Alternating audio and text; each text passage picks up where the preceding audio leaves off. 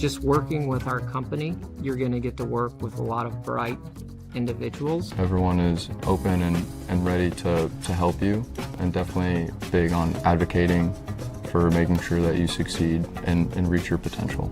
Everyone's goal is the same, to make the best products that we can for our clients and make sure that it is everything and more that it could be.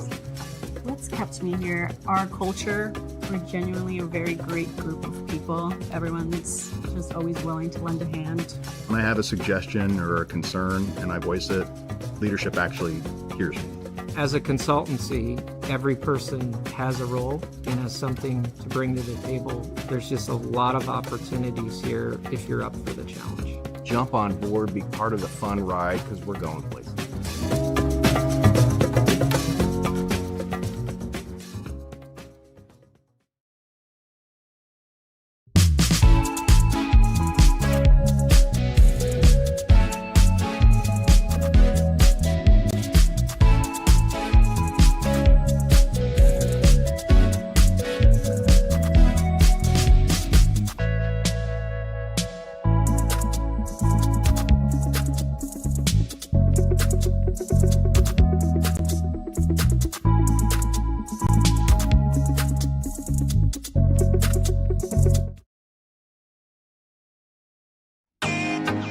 Can't get to a computer? Then we've got you covered. Just go to the Indiana SRN app and stay up to date with all of your favorite teams. You can watch live coverage or relive the experience with our on-demand service.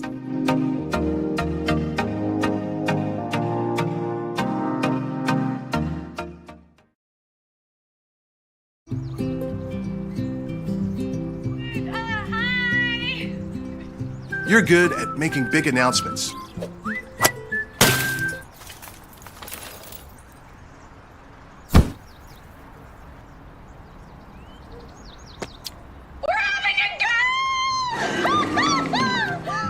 We're good at your insurance. Start with Indiana Farm Bureau Insurance, online, over the phone, or in person, and stop knocking on wood. From warehousing to transportation and everything in between, Piper Logistics does it all. Centrally located, Piper Logistics has 2 warehouses in Indianapolis and a warehouse in Cincinnati, Ohio. Piper Logistics houses over 1 million square feet. Along with our transportation department, we can provide service to half the United States markets.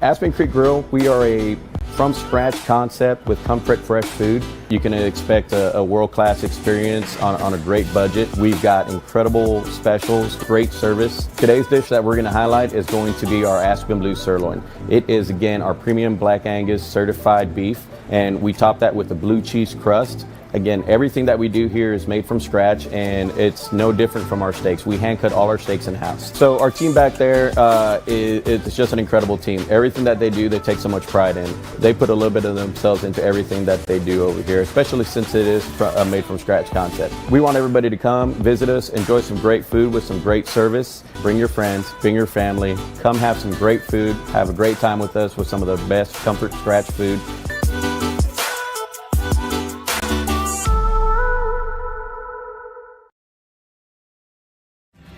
Thinking about what to do after high school? Consider a career with Boilermakers Local 374. As a Boilermaker apprentice, you'll earn while you learn. We offer excellent wages and benefits, and as part of our no-cost hands-on apprenticeship program, you'll learn from the best in state-of-the-art training centers and on the job. Become a union Boilermaker and get on your way to a great career. Find out more, visit www.local374.org or call 219-845-1000. Bertner Electric Incorporated provides professional commercial electrical contractor services to Indianapolis and surrounding communities. Locally owned and operated for over 30 years, our knowledge and experience make us the perfect choice for all your commercial electrical contractor needs. Contact us today.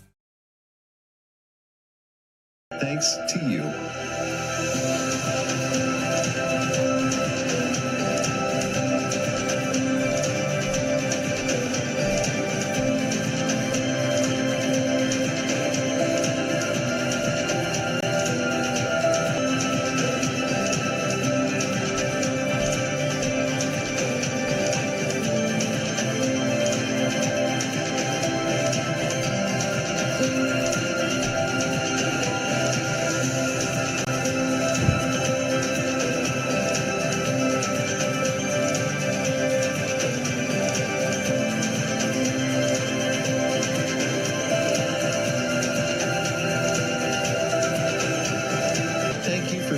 proudly standing with us. You are truly making a difference in the lives of our neighbors in need.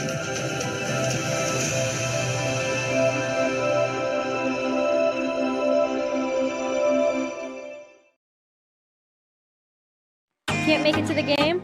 We've got your back.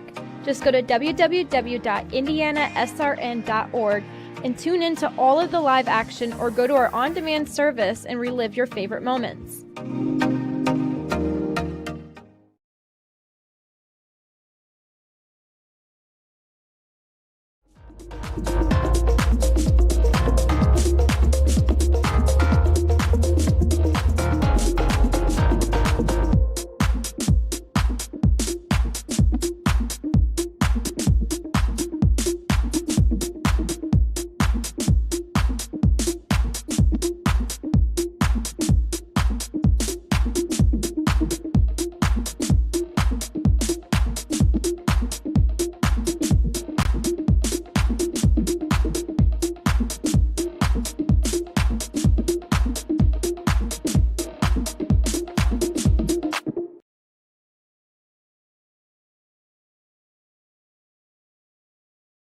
Sports fans, welcome back to Game Time, to pure spirits, to pure sport.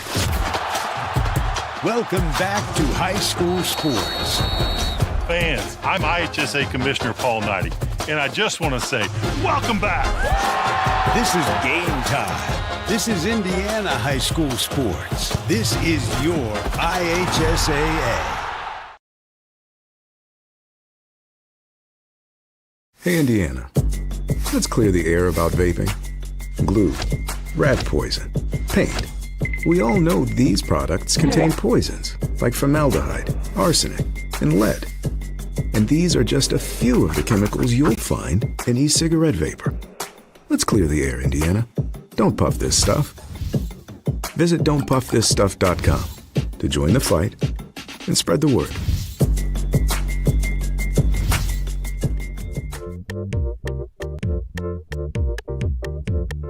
At first, me and my mom were struggling. I was trying to pay the bills and trying to take care of my mom at the same time.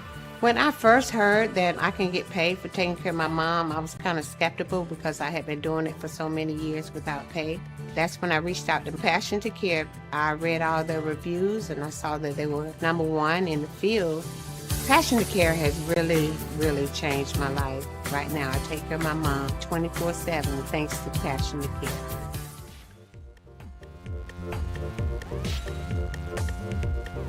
We encourage you to follow us on Twitter @IndianaSRN.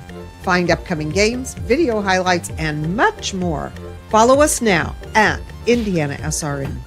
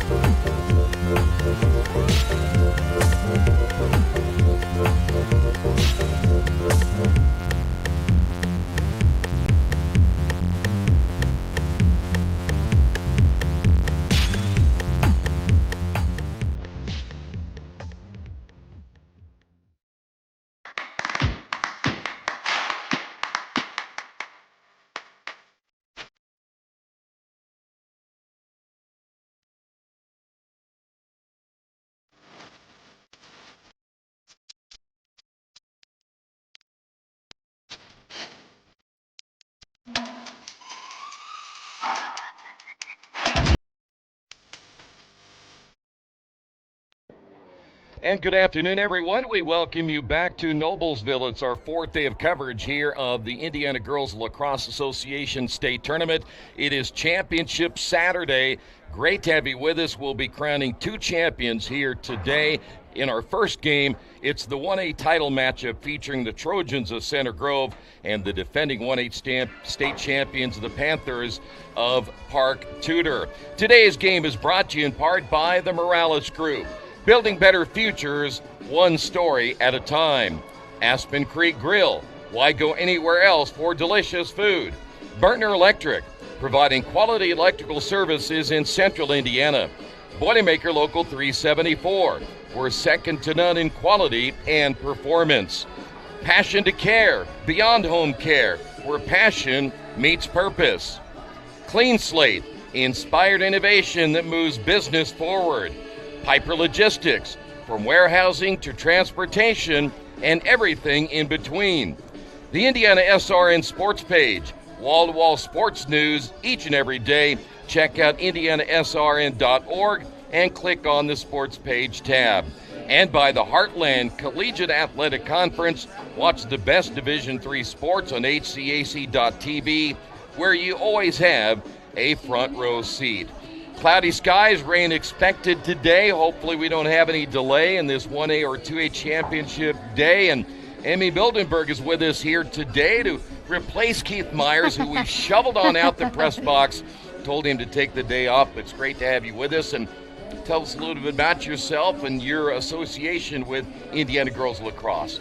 Well, I kicked him right out the door and said, yes. I'd love to commentate if you'd let me.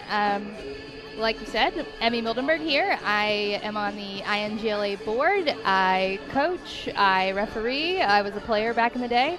And, state championship, there's nothing better. This is the best day of the year, for me at least.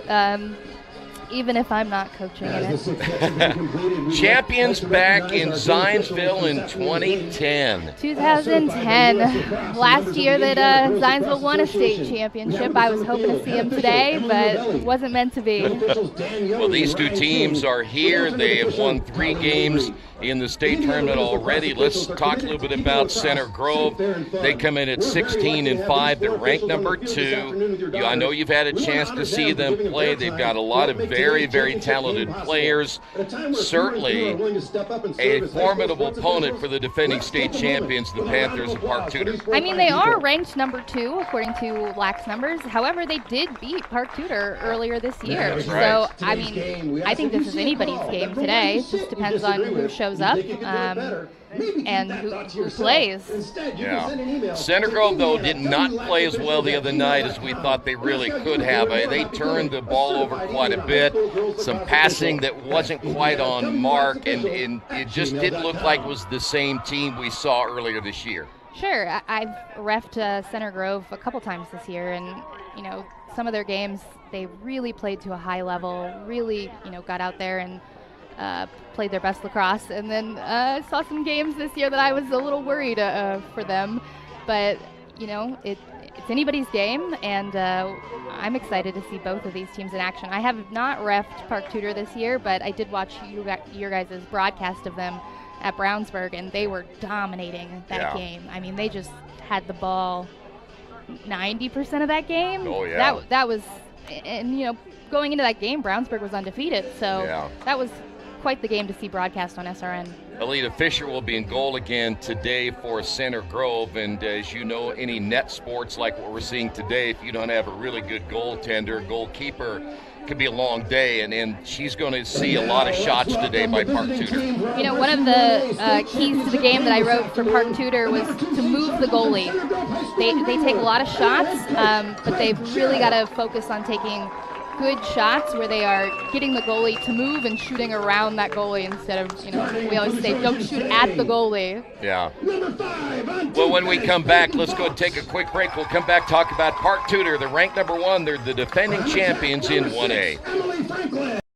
We encourage you to follow us on Twitter at IndianaSRN. Find upcoming games, video highlights, and much more. Follow us now at IndianaSRN. Can't get to a computer? Then we've got you covered. Just go to the Indiana SRN app and stay up to date with all of your favorite teams. You can watch live coverage or relive the experience with our on-demand service.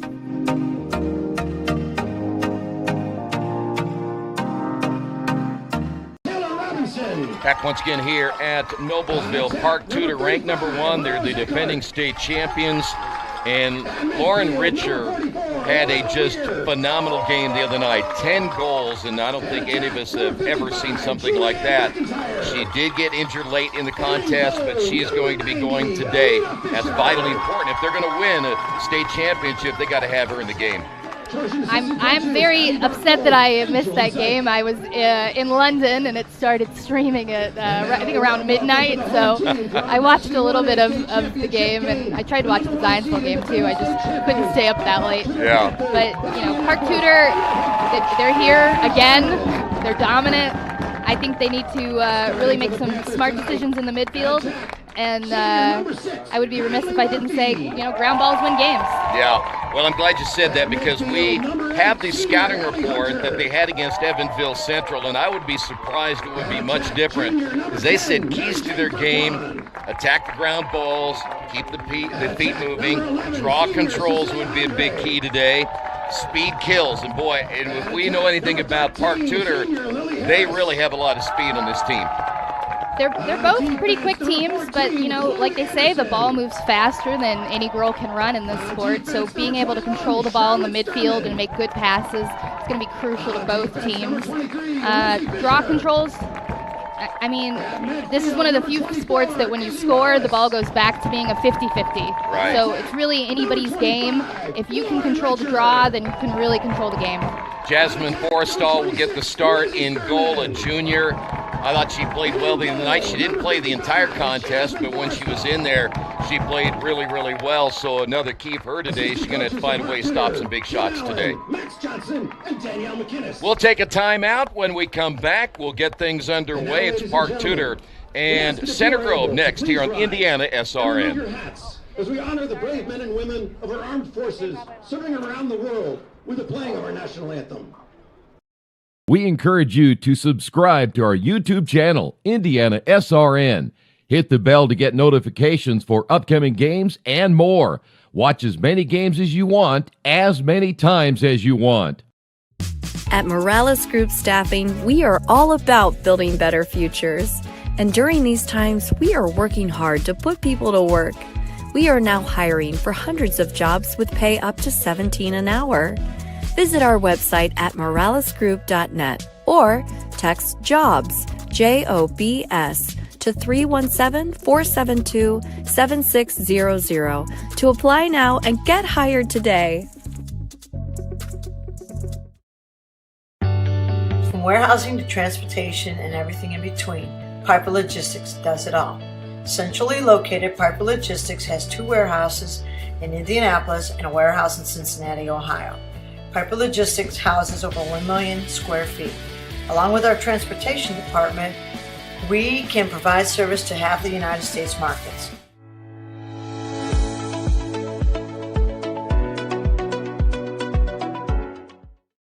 We encourage you to follow us on Twitter at IndianaSRN.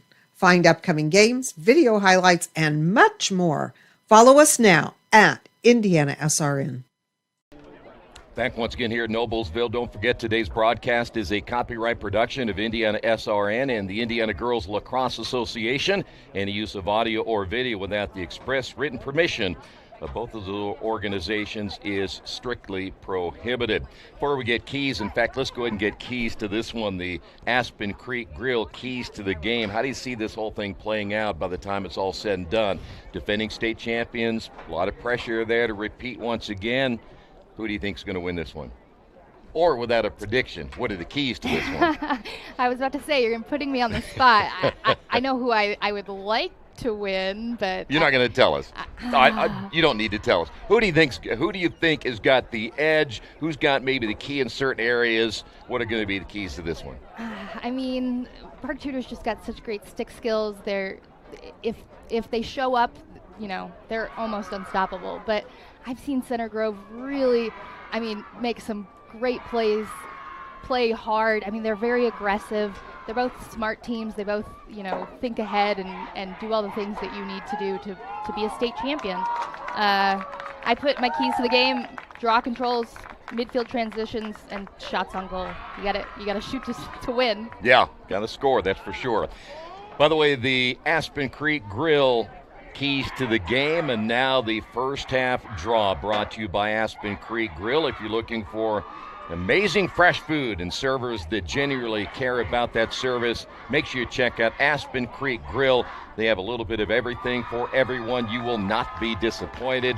Stop by after today's championship games, Aspen Creek Grill here in Noblesville. We are ready to go. By the way, Park Tudor, the #1 seed, they will be in the home whites, and Center Grove will be in their traveling black uniforms. As Emmy mentioned earlier, in the earlier matchup, Center Grove did beat Park Tudor in the regular season. So let's see how this all plays out here today.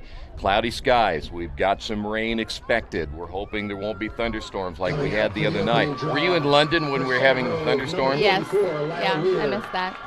I've never been to London, so I don't know what that's like over there. Very posh. I've barely even been on a plane, let alone be to London. So if you go next time, can you take Keith and me both? Or? I'm headed there later in June. So, are you really? Yeah, I'm going to miss out on playing in there's a women's league for older post-collegiate women, and I'm pretty bummed to be missing out on that. So in other words, just kind of rub it in a little bit that you're going back there and play. All right, go ahead. That's okay. First draw. Nobody right wants at the it. 30. All right, that first one belonging to Center Grove, but then there's an immediate turnover. Yeah, one of my keys for Center Grove that I put down was patience on attack. They can be really patient, but sometimes they just make simple mistakes and lose the ball early, like you saw there. Almost had another turnover just moments ago, but now Park Tudor. Chloe Anderson, one of the top players. Of course, keep an eye on Lauren Richer. Had the 10 goals the other day. How much of a key do you put on her now? She, again, played so well the other day. If you're the Center Grove defense, do you maybe put a little more emphasis on her? I mean, I would certainly think about face guarding her. Probably not this early in the game, just trying to see, what kind of game she's having. A 10-goal game is incredible, though. Yeah, Richer, you saw her go down the lane there just moments ago. They bypassed it. A lot of movement in this Park Tudor offense. First shot wide to the left. The attempt there by Issy Wallace. 36 goals coming in. Picked that up and is ready to go. When they're right back at it once again, they do not let off the pressure whatsoever.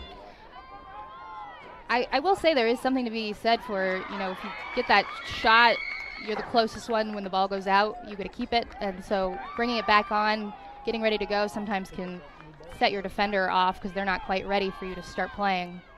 And a lot of fans know that if you can kind of bulldog your way in from behind the cage. There's a shot by number 25, Richer. It's wide to the left. Her first attempt, but you see again, Park Tudor will hold on to it, but now loose ball. Scramble for it, and eventually picked up by Park Tudor, and a whistle on this play. You are an official, too, so you're going to be able to tell us everything. That play was right at the 30, which they have to have 4 girls back. So the official is calling offsides on that one. I think, with this modified, we've got football lines on the field, it can get a little confusing for players on where they need to stop. So Center Grove went a little bit offsides on that one. Got Park Tudor back the ball. With the, again, you said with the line, the restraining line there being at the 30, and a lot of players don't see that. It certainly can be, maybe you hesitate a little bit as a player, not knowing where that is all the time. I think that was a charge. Yes, I mean, even as an official, I'm always trying to double check. They've got pylons out, but this is a very nice field. Love to play on turf, but I will say playing on a field that's only got lacrosse lines is very nice. Yes, I bet it is. A couple of turnovers already for Park Tudor, and a hard hit right there, and we may have a yellow. Yellow card, yep. Mm-hmm. Leaving the contest will be Lila Weir, and a player down now for Park Tudor. Yellow card against Center Grove. And looks like she took one kind of high. That's Ellie Hunter, the senior midi and attack player, and they're going to get a trainer to come out, check her out. We're going to take a timeout. Right now, no score, 9:17 remaining, opening period.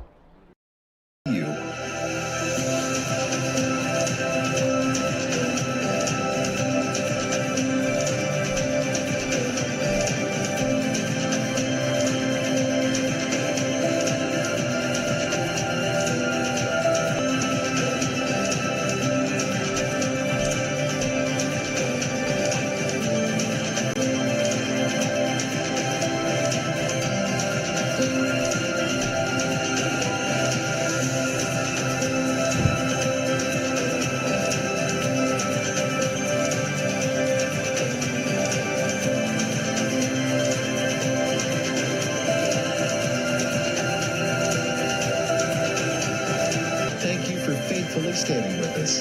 You are truly making a difference in the lives of our neighbors in need.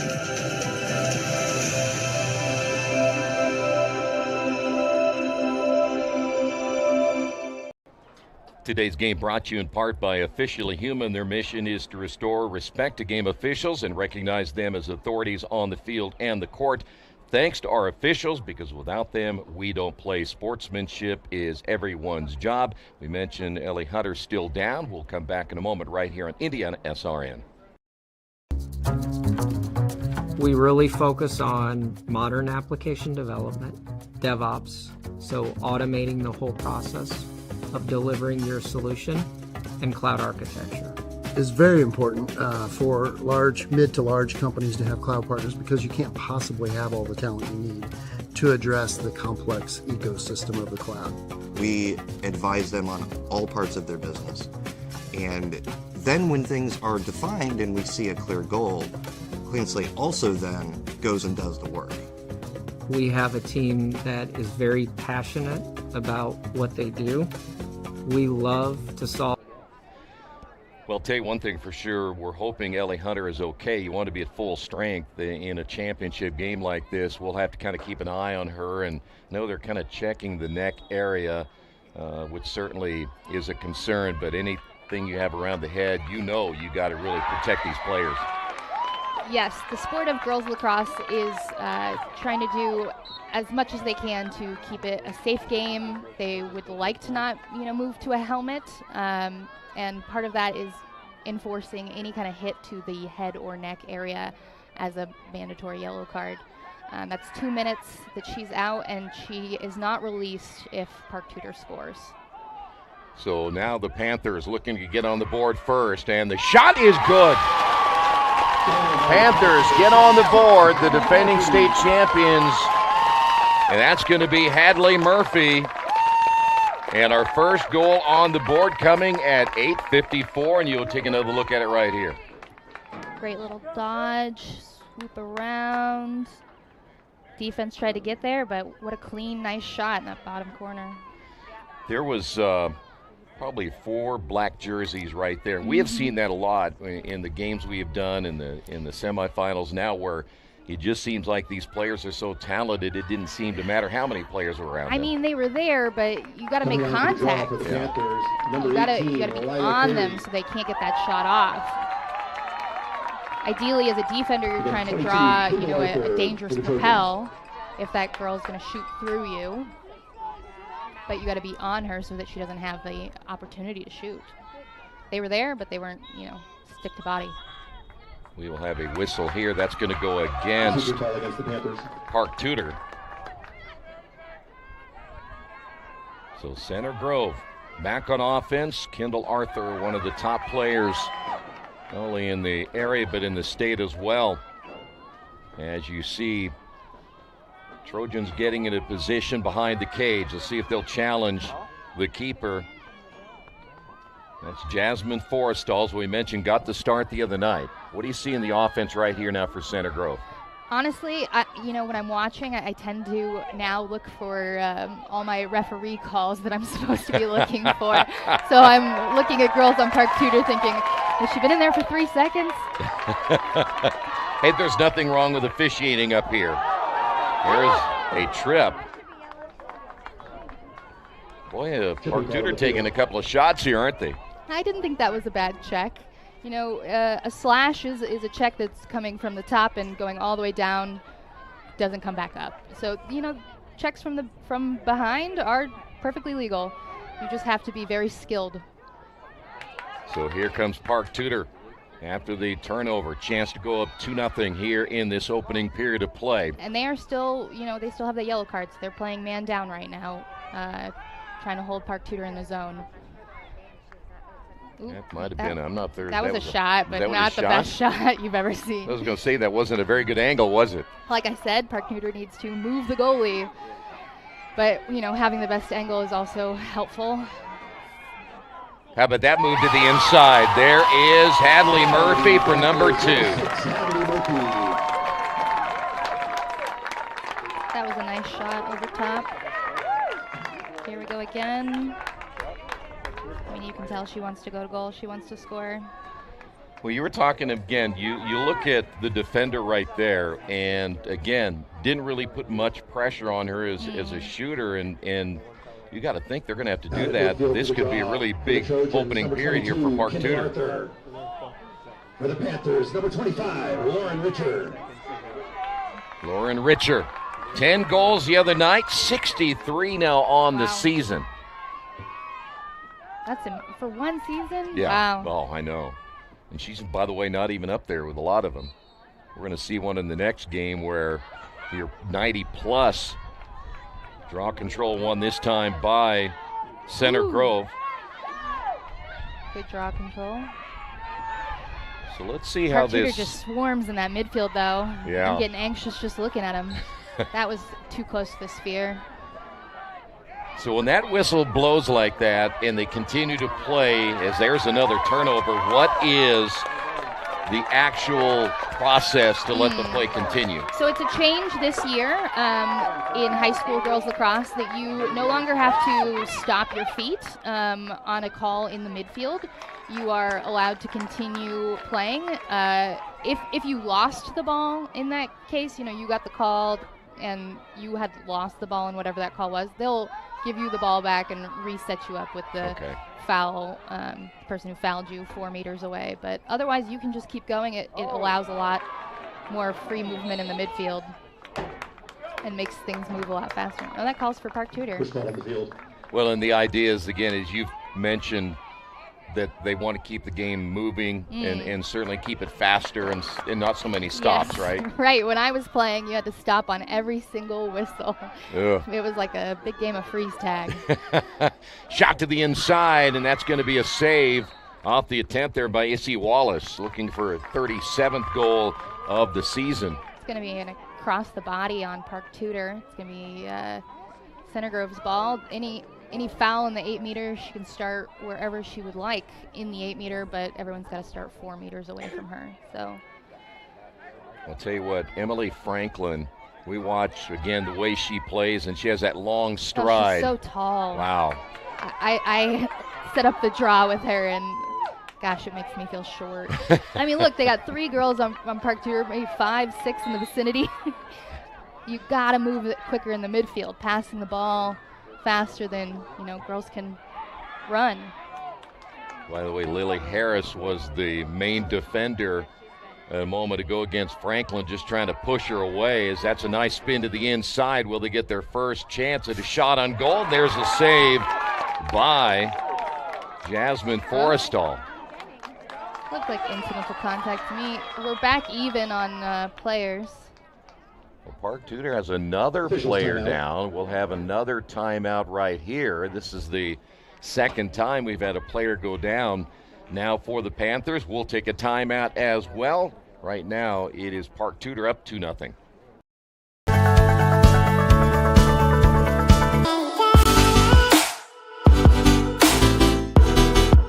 Aspen Creek Grill, we are a from-scratch concept with comfort fresh food. You can expect a world-class experience on a great budget. We've got incredible specials, great service. Today's dish that we're going to highlight is going to be our Aspen Blue Sirloin. It is, again, our premium Black Angus certified beef, and we top that with the blue cheese crust. Again, everything that we do here is made from scratch, and it's no different from our steaks. We hand cut all our steaks in-house. So our team back there it's just an incredible team. Everything that they do, they take so much pride in. They put a little bit of themselves into everything that they do over here, especially since it is a made from scratch concept. We want everybody to come, visit us, enjoy some great food with some great service. Bring your friends, bring your family, come have some great food, have a great time with us with some of the best comfort scratch food.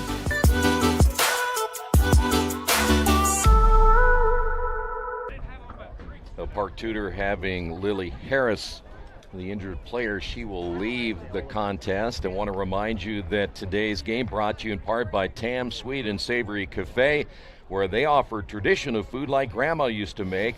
They have a great staff, even better food. Check them out Wednesday through Sunday. Give them a call if you'd like more information at 317-760-1640. Now, you mentioned on that play right there that looked like it was pretty much incidental contact, and let's be honest, I know it's not as much of a contact sport as maybe the men's side, but still there's going to be contact at some point. For sure. I mean, it's bound to happen. Just looking to see, what's incidental and what's not. Well, and you have to make that determined pretty quickly as an official, don't you? Yes, and it is difficult. Ball comes loose. Will it be a turnover or? Oh. Yep, they're going to go. It's going to go against Center Grove. Well, that time the Trojans had a really hard time. Looked like they got into a pretty good position in front of the cage, but then just couldn't hold on. Ball scooped up there by Lila Cleary. And here come the Panthers once again with a 3-0 lead here in the opening period. Our 1A championship game will follow this up. Actually, 2-0, excuse me. We'll follow this up with a 2A championship game coming up. Carmel versus Guerin Catholic. Another great matchup. Yeah, it's going to be a lot of fun to watch that one. 3:33 to go. I was really disappointed your guys' stream of their game got canceled with lightning earlier in the season. Should have been us. Yeah. Ball loose. And Park Tudor trying to scoop that one up on the sideline. Ground balls win games. That was a good check by Center Grove. So now Park Tudor once again as we come up on 3 minutes. That might be a little bit too much, huh? Making contact and displacement are two different things, but there's also a fair bit of acting going on. What? Yeah, for sure. You mean there might have been a teeny little flop kind of right there? As someone who often flopped herself. You did it a lot, yeah. I can spot some flopping when I see it. Here's Richard looking for her first shot wide left. Try to get it by Alita Fisher, who again comes in with. It's a nice shot from the 8. Here, 54% save percentage, and then losing this one might have been checked. That's Issy Wallace. They're going to call that across the body and set up an 8-meter for her. Against the Trojans. Number 24, Izzy Wallace with a free position for the Panthers. Our first, if I'm not mistaken, our first free position. Mm-hmm. Yeah. Usually we have more than one by now. I mean, with two really good teams, you should see fewer free positions as they make less mistakes in the 8-meter. Wow. That's going to be shot wide. In fact, you saw right there, Wallace started to make her move and then went to the left and had to kind of shoot against the body. That whistle against Park Tudor will continue play with 1:42 to go.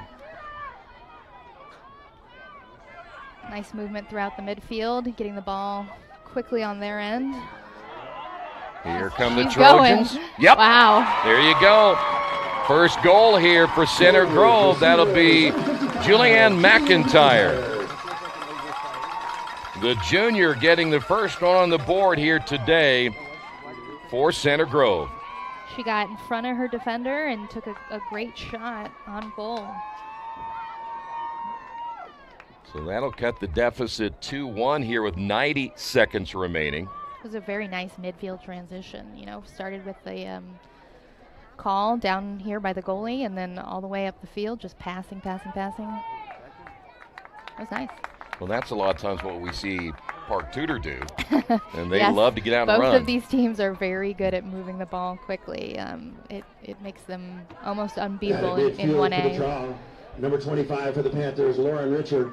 So Lauren Richard number 22, Kendall Arthur. And Kendall Arthur will be dueling perhaps the rest of the day. Now you see Park Tudor's got 5 girls starting on defense right now. You're allowed to start as many girls as you want on attack or up to 7. By the way, Richard goes down at midfield. She, by the way, a warding call. You don't see those all the time. Explain. Same as in basketball, I think, using that arm to ward off your defender. I always tell my girls 2 hands on the stick. You can't get a warding call if you don't take your hands off the stick. Push ball against the Trojans. I never see him do that in basketball, though. It is. No? No, never. Is that? Oh, okay. I'm I was about to say, facetious. I thought that was the right sport. You know, some calls are the same, like, you know, warding's pretty similar, but picks are really different, and I'm always a little frustrated as a referee that, you know, I hear parents yelling, moving pick. I'm like, that's not a call in girls lacrosse. Well, it should be. That was a shooting space call. We're going to set up a free position. This will be Hadley Murphy, who will look for the hat trick right here. Murphy got a good jump and easily gets it by Alita Fisher. She now has 3. That was a really nice 8-meter shot. She took her time, got really close to goal, just popped it right. You know, I always think about that free position shot, and if you get that first step, I mean, you really have a huge advantage. That first step is very important. So after the goal there by McIntyre, Park Tudor coming back, and so far it's the Hadley Murphy show with 3. We talked about Lauren Richard with a 10 the other night, and she did go down with the injury. Now, I was watching her in the pregame. She did not have the right ankle tape, but now it is tape. And I think she started it with the tape, but I didn't see her with it on during the pregame. So she might be a little bit limited on how quick she is. Center Grove. Nice pass off. That's now their 3rd, by the way. Draw control wins so far here in the opening period. The turn off the whistle. Offside. And we on have Park Tudor. Okay. It should stop the clock. Against the Panthers. We've only got 3 seconds left in this quarter. So with 3 here, they'll have to work pretty quick as you get a look at. I mean, it's basically a shot, and she's out all the way at 12, so Pass to the inside, Franklin, and then it went a little bit wide after that reception. That was Jolie Pinnell. That was a nice look, though, from Center Grove with 3 seconds. I was going to say, how did they do that? I was going to say, that seemed like it was longer than 3 seconds to me. That will do it for the opening period of play. Right now, it is Park Tudor leading at 3-1. From warehousing to transportation and everything in between, Piper Logistics does it all. Centrally located, Piper Logistics has 2 warehouses in Indianapolis and a warehouse in Cincinnati, Ohio. Piper Logistics houses over 1 million square feet. Along with our transportation department, we can provide service to half the United States markets.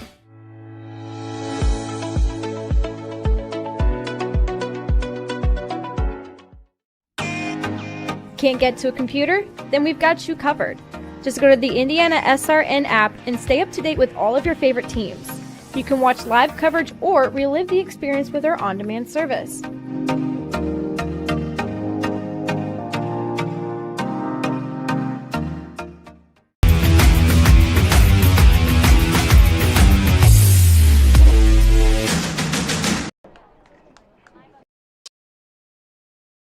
At Morales Group Staffing, we are all about building better futures. And during these times, we are working hard to put people to work. We are now hiring for hundreds of jobs with pay up to $17 an hour. Visit our website at moralesgroup.net or text JOBS, JOBS, to 317-472-7600 to apply now and get hired today. We encourage you to subscribe to our YouTube channel, Indiana SRN. Hit the bell to get notifications for upcoming games and more. Watch as many games as you want, as many times as you want.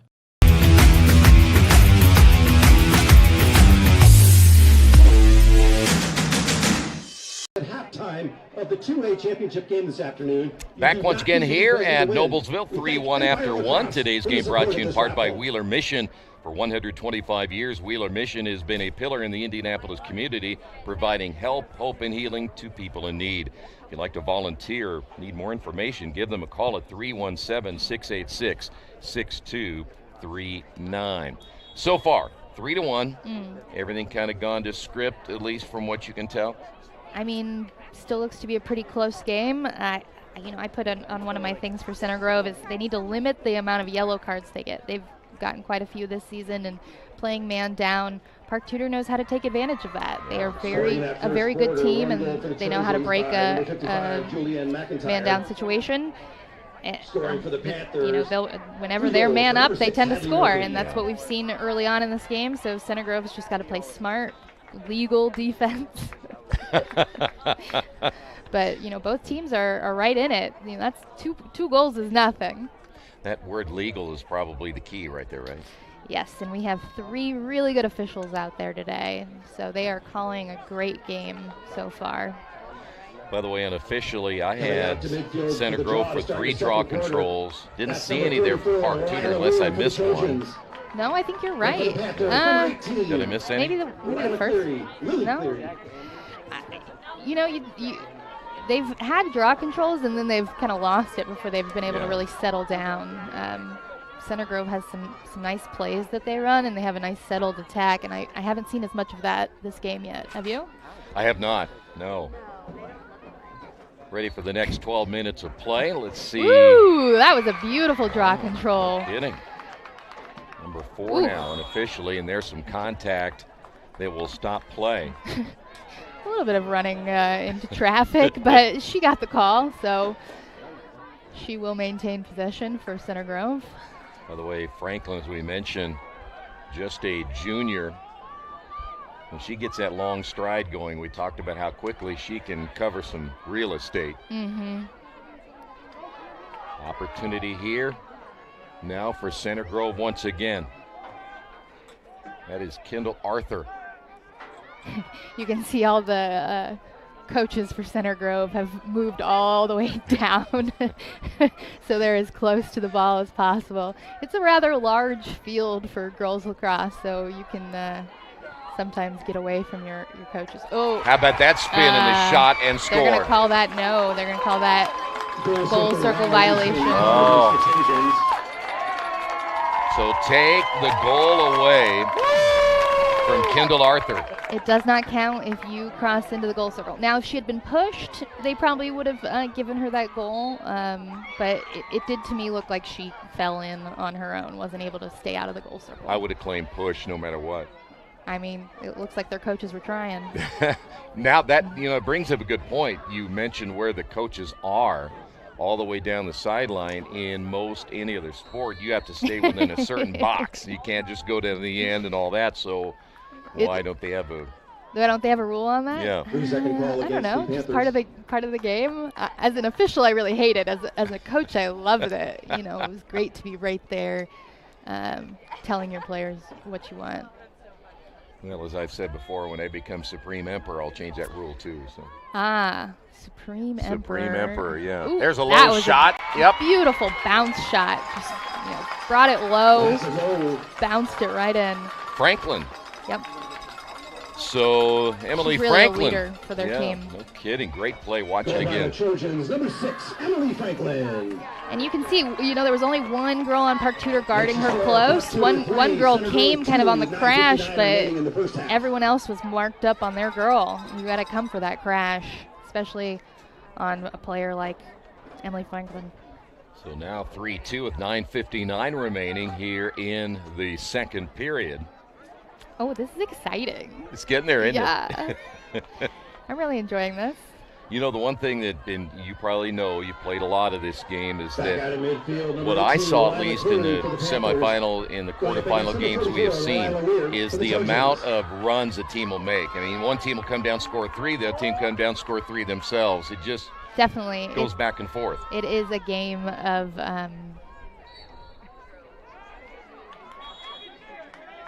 what's the word I'm looking for? Like you really get in the swing of things. Momentum, yeah. And you'll see coaches call timeouts to try and kill momentum. Yeah. A lot in this sport, because you really do get on a streak. You get going, and it feels inevitable sometimes. Well, I've learned 2 things over the last, or at least this season, about our first season of broadcasting regular season games on Indiana SRN. It's been great. I learned about the deputy. Oh, you don't see that very often in the high school level. I reffed a couple of 12U games, and the goalie got out of that circle real fast for her deputy to come in there. And then we saw the hidden ball trick the other night. Ooh. Yeah. One thing I love about, girls lacrosse is you got a yellow ball, so a lot of girls will have a yellow head on their stick with, that was a holding call. Illegal pick called against the Trojans. Probably an illegal pick where she was trying to hold the girl. You're allowed to make a pick, but you are not allowed to be larger than shoulder width apart, and you're not allowed to use your stick to try and hold girls back. Makes sense. Issy Wallace back the other way, spins to the inside and scores. And she did have the flag on that play. Number 24, Issy Wallace. They had pulled the flag, noting that she was fouled. So if she had decided not to shoot the shot right then, she would have gotten an 8-meter shot. Oh, okay. To pull it back and have a choice. But if you do shoot it and you miss, you don't get to shoot again. Okay. Well, that doesn't seem fair. Well, it's your choice. I got to make that choice while I'm on the run? Yes, and you have to sometimes rely on your teammates to tell you the flag's been pulled because you're already facing the goal. That ref's behind you. That makes sense. It's definitely a call that's for the upper levels. So 4-2, you saw Park Tudor come right back. So far, Hadley Murphy 3 goals. Issy Wallace with a goal. We have not seen yet Lauren Richer get a shot attempt, I believe, today. Draw control won by control. And a score. Wow. Easy enough. There's McIntyre again. Do you know what time that draw control started? Because that couldn't have been more than 10 seconds. Yeah. Julianne McIntyre. So McIntyre has 2, and it's back to a 4-3. Draw, control, pass. Ranger score to Park Tudor 4, Center of 3. Just one pass, and you're at the back of the net. That's how quickly girls lacrosse can change. I would bet that wasn't more than 6 seconds. I've seen a goal in 3. Really? Mm-hmm. Well, we'll see if we can beat that today. By the way, the umbrellas are starting to come out once again. We are expecting rain. I'm very glad to be in the booth. Yes. We'll take the rain, just don't give us anything else. Are we avoiding the T word? Yes, don't say that word. Oh, yeah, and there's a draw control for Park Tudor. There you go. Yeah, we don't want the L word either. They are looking for that check from behind. Well, that brings up a good question when you're thinking about players on offense. When you're heading, as you see Richer right here, and that might have been deflected and may have caught one of the... I think that's probably going to be a card. That was Taylor Robinson. On Park Tudor, yes, for dangerous propelling. So they're going to get Richer. Yellow card on the field, dangerous propel, called against the Panthers. So you heard the call by not only Emmy, but you were backed up by the public address announcer, too. Dangerous propel. Yes, shooting through another player. Dangerous shot is only for goalies, so you can get a dangerous shot by hitting the goalie in the face or hitting them too hard. Dangerous propel is on a defender you can't shoot through. We're trying to look for the plane of the stick on the shot. It's a hard call, but usually when a girl gets really badly whacked, it's pretty obvious, like on that one. And as a defender, that's a call you love to get. It hurts, obviously, but I was watching Richer on the sideline in the, I don't know if you call it the penalty box or not, but she's serving the penalty. Mm-hmm. She's quite upset about that, by the way. In a state championship game, every minute counts. And, if you get 2 yellow cards, that's it. You're done for the game. Yeah. Shooting space violation called against the Panthers. That's a rare one for Park Tudor to get a shooting space call. So we have a free position opportunity right here for Center Grove. And the shot and the score. That's my favorite spot to shoot an 8-meter from, right in the center, just you and the goalie.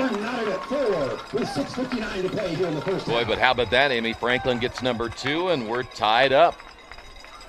I mean, Park Tudor is down a player right now, so they are at a disadvantage. They do, like I said earlier, they don't get to release that player, even though Center Grove scored. So you want to use those 2 minutes to your full advantage. They still get to keep 3 girls on the draw. They just have to keep 4 back on attack and defense. So again, Richer is out. The sophomore so far held scoreless here today. We're now tied at 4 apiece in this 1A championship matchup. See who win the draw here. Oh. Push foul against the Panthers. It's going to go against Park Tudor. And here is Franklin. Nice pass to the inside, comes loose, and it's going to stay that way. Oh. I don't know if I would call that a nice pass, but it was a look to the inside. I think, one of my goals for Center Grove would have been patience on attack. Obviously, you want to take that first opportunity down to try and look at the goal, but you also need to see when it's not there and take your time. It was a nice pass if you're the one passing it. I'd have been like that. Just as a referee, I occasionally hear girls yell, "Shoot!" Shoot! And I'm like, yeah, that probably wasn't the best pass you made, was it? So Park Tudor right now is trying to stall a little bit, try and run out that clock on their 2-minute yellow card. So they're killing a penalty. And I can hear the fans getting a little rowdy on whether that was a push or not. Center Grove is aggressive. I think they played a lot of games this season against 2A opponents. Yeah. And you'll see in the 2A game it is a little bit more on the body, a little bit more aggressive at that level. So I'm not surprised that the way they play. So I'm always curious why that would be, why you would have. We got a deputy. Yeah, I just said I thought it was pretty rare. Here we go. 2 deputies in 1 season. Usually the problem there is, you can't get a pass out, and Park Tudor is very, very good at shutting down teams in the midfield. I mean, you saw that Brownsburg game. They kept their goalie from clearing the ball again and again. That goalie was great for Brownsburg, though. Yeah. I got to go back, though. I got to ask you, just from an official standpoint, as you said, though, maybe a little bit more checking, you might say, in the 2A and then the 1A. Why is that? It's just a faster level of play.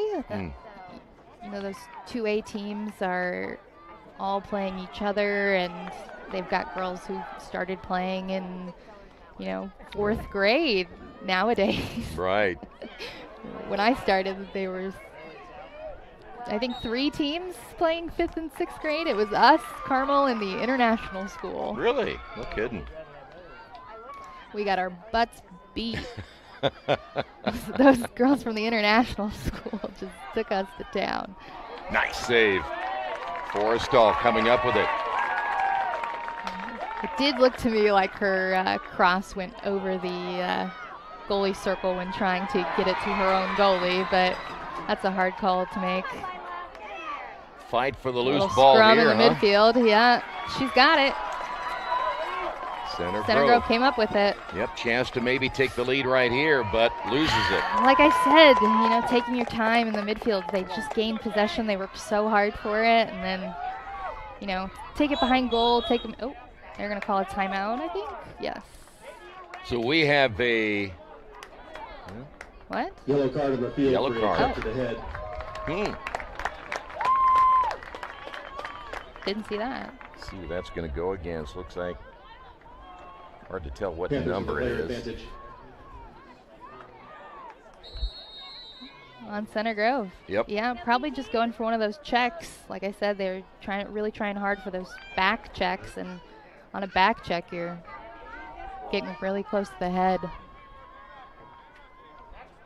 Well, the 1A championship here on Indiana SRN. We're tied at 4, and now Park Tudor chance to regain the lead. Center Grove now playing man down. Looks like they're trying to set up a zone. That is Richer along with Murphy. Same as basketball, breaking a zone. Best way to do it. Pass. Keep passing. The quicker you can pass. Richer with the left hand and the save. That was Good a nice job. goalie save. Yeah, that's Fisher once again. They've got a girl defending the goalie. They can do that because they're man up. It's going to be a turnover. Richer goes down. I'm going to call a held check on that one. Holding the call in the field. It's Peyton Falks. I heard that fan wanted a red card.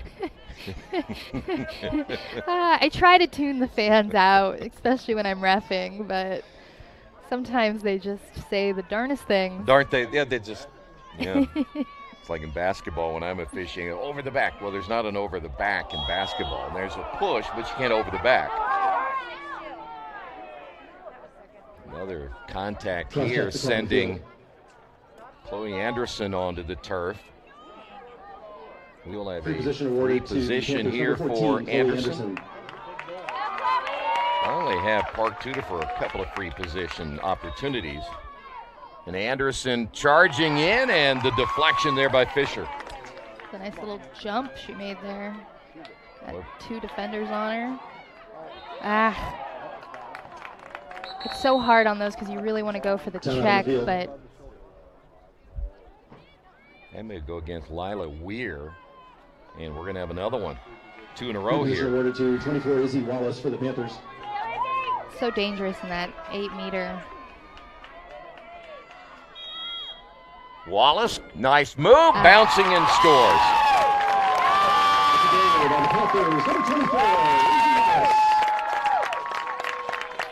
Number 2 now for Wallace. Take another look at it. Take a 5-4 lead with 1:52 to play here in the first half.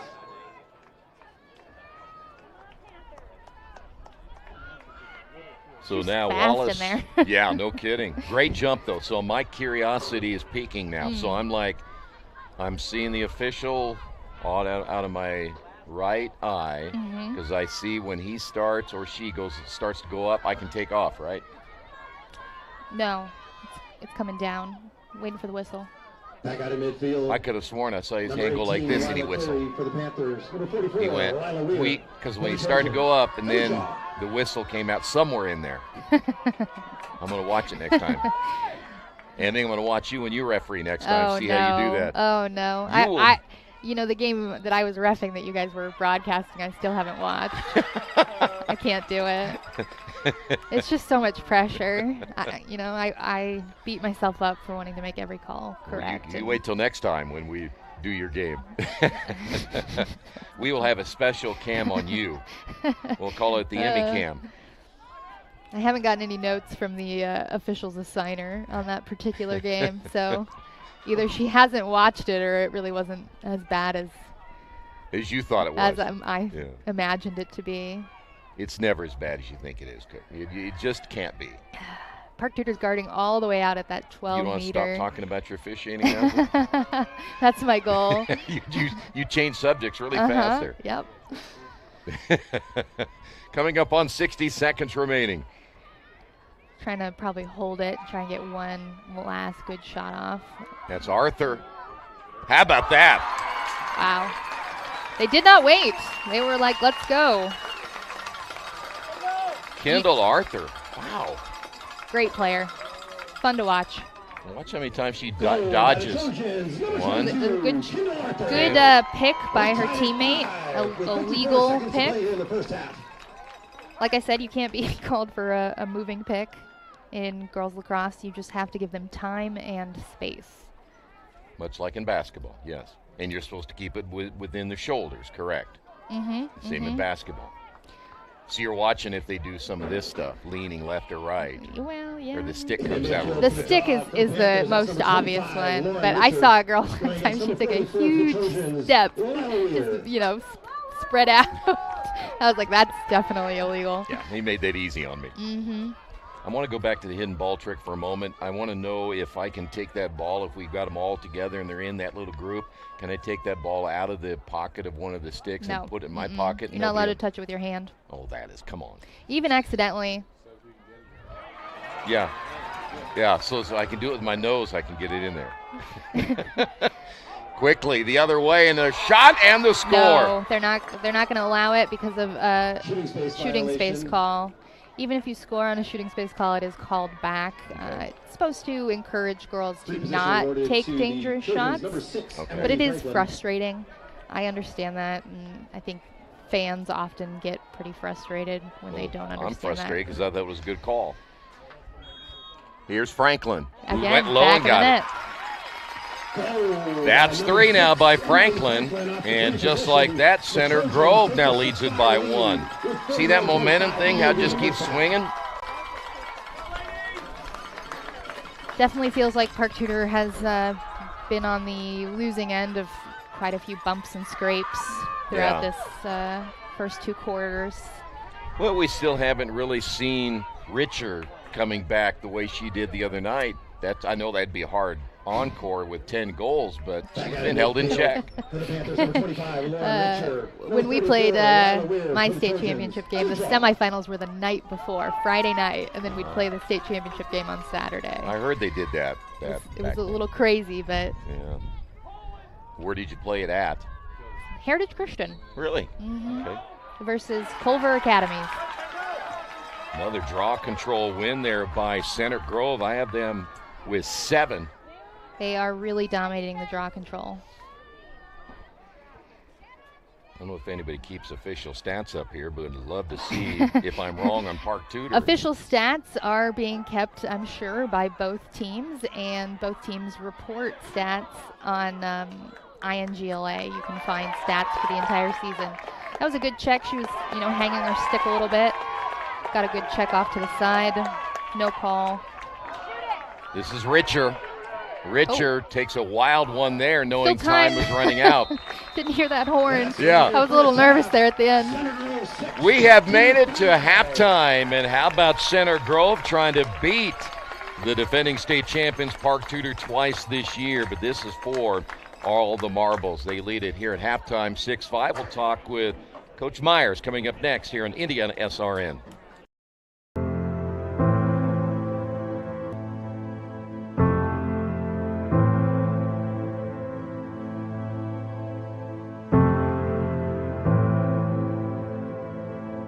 Calling officials cheaters or corrupt, it's not a game. Insulting referees, it's not a game. Threatening officials, it's not a game. Berating young umpires, learning the ropes, it's not a game. Violent language in the stands, it's not a game. Verbal abuse from the sideline, it's not a game. Screaming at a referee in the parking lot, it's not a game.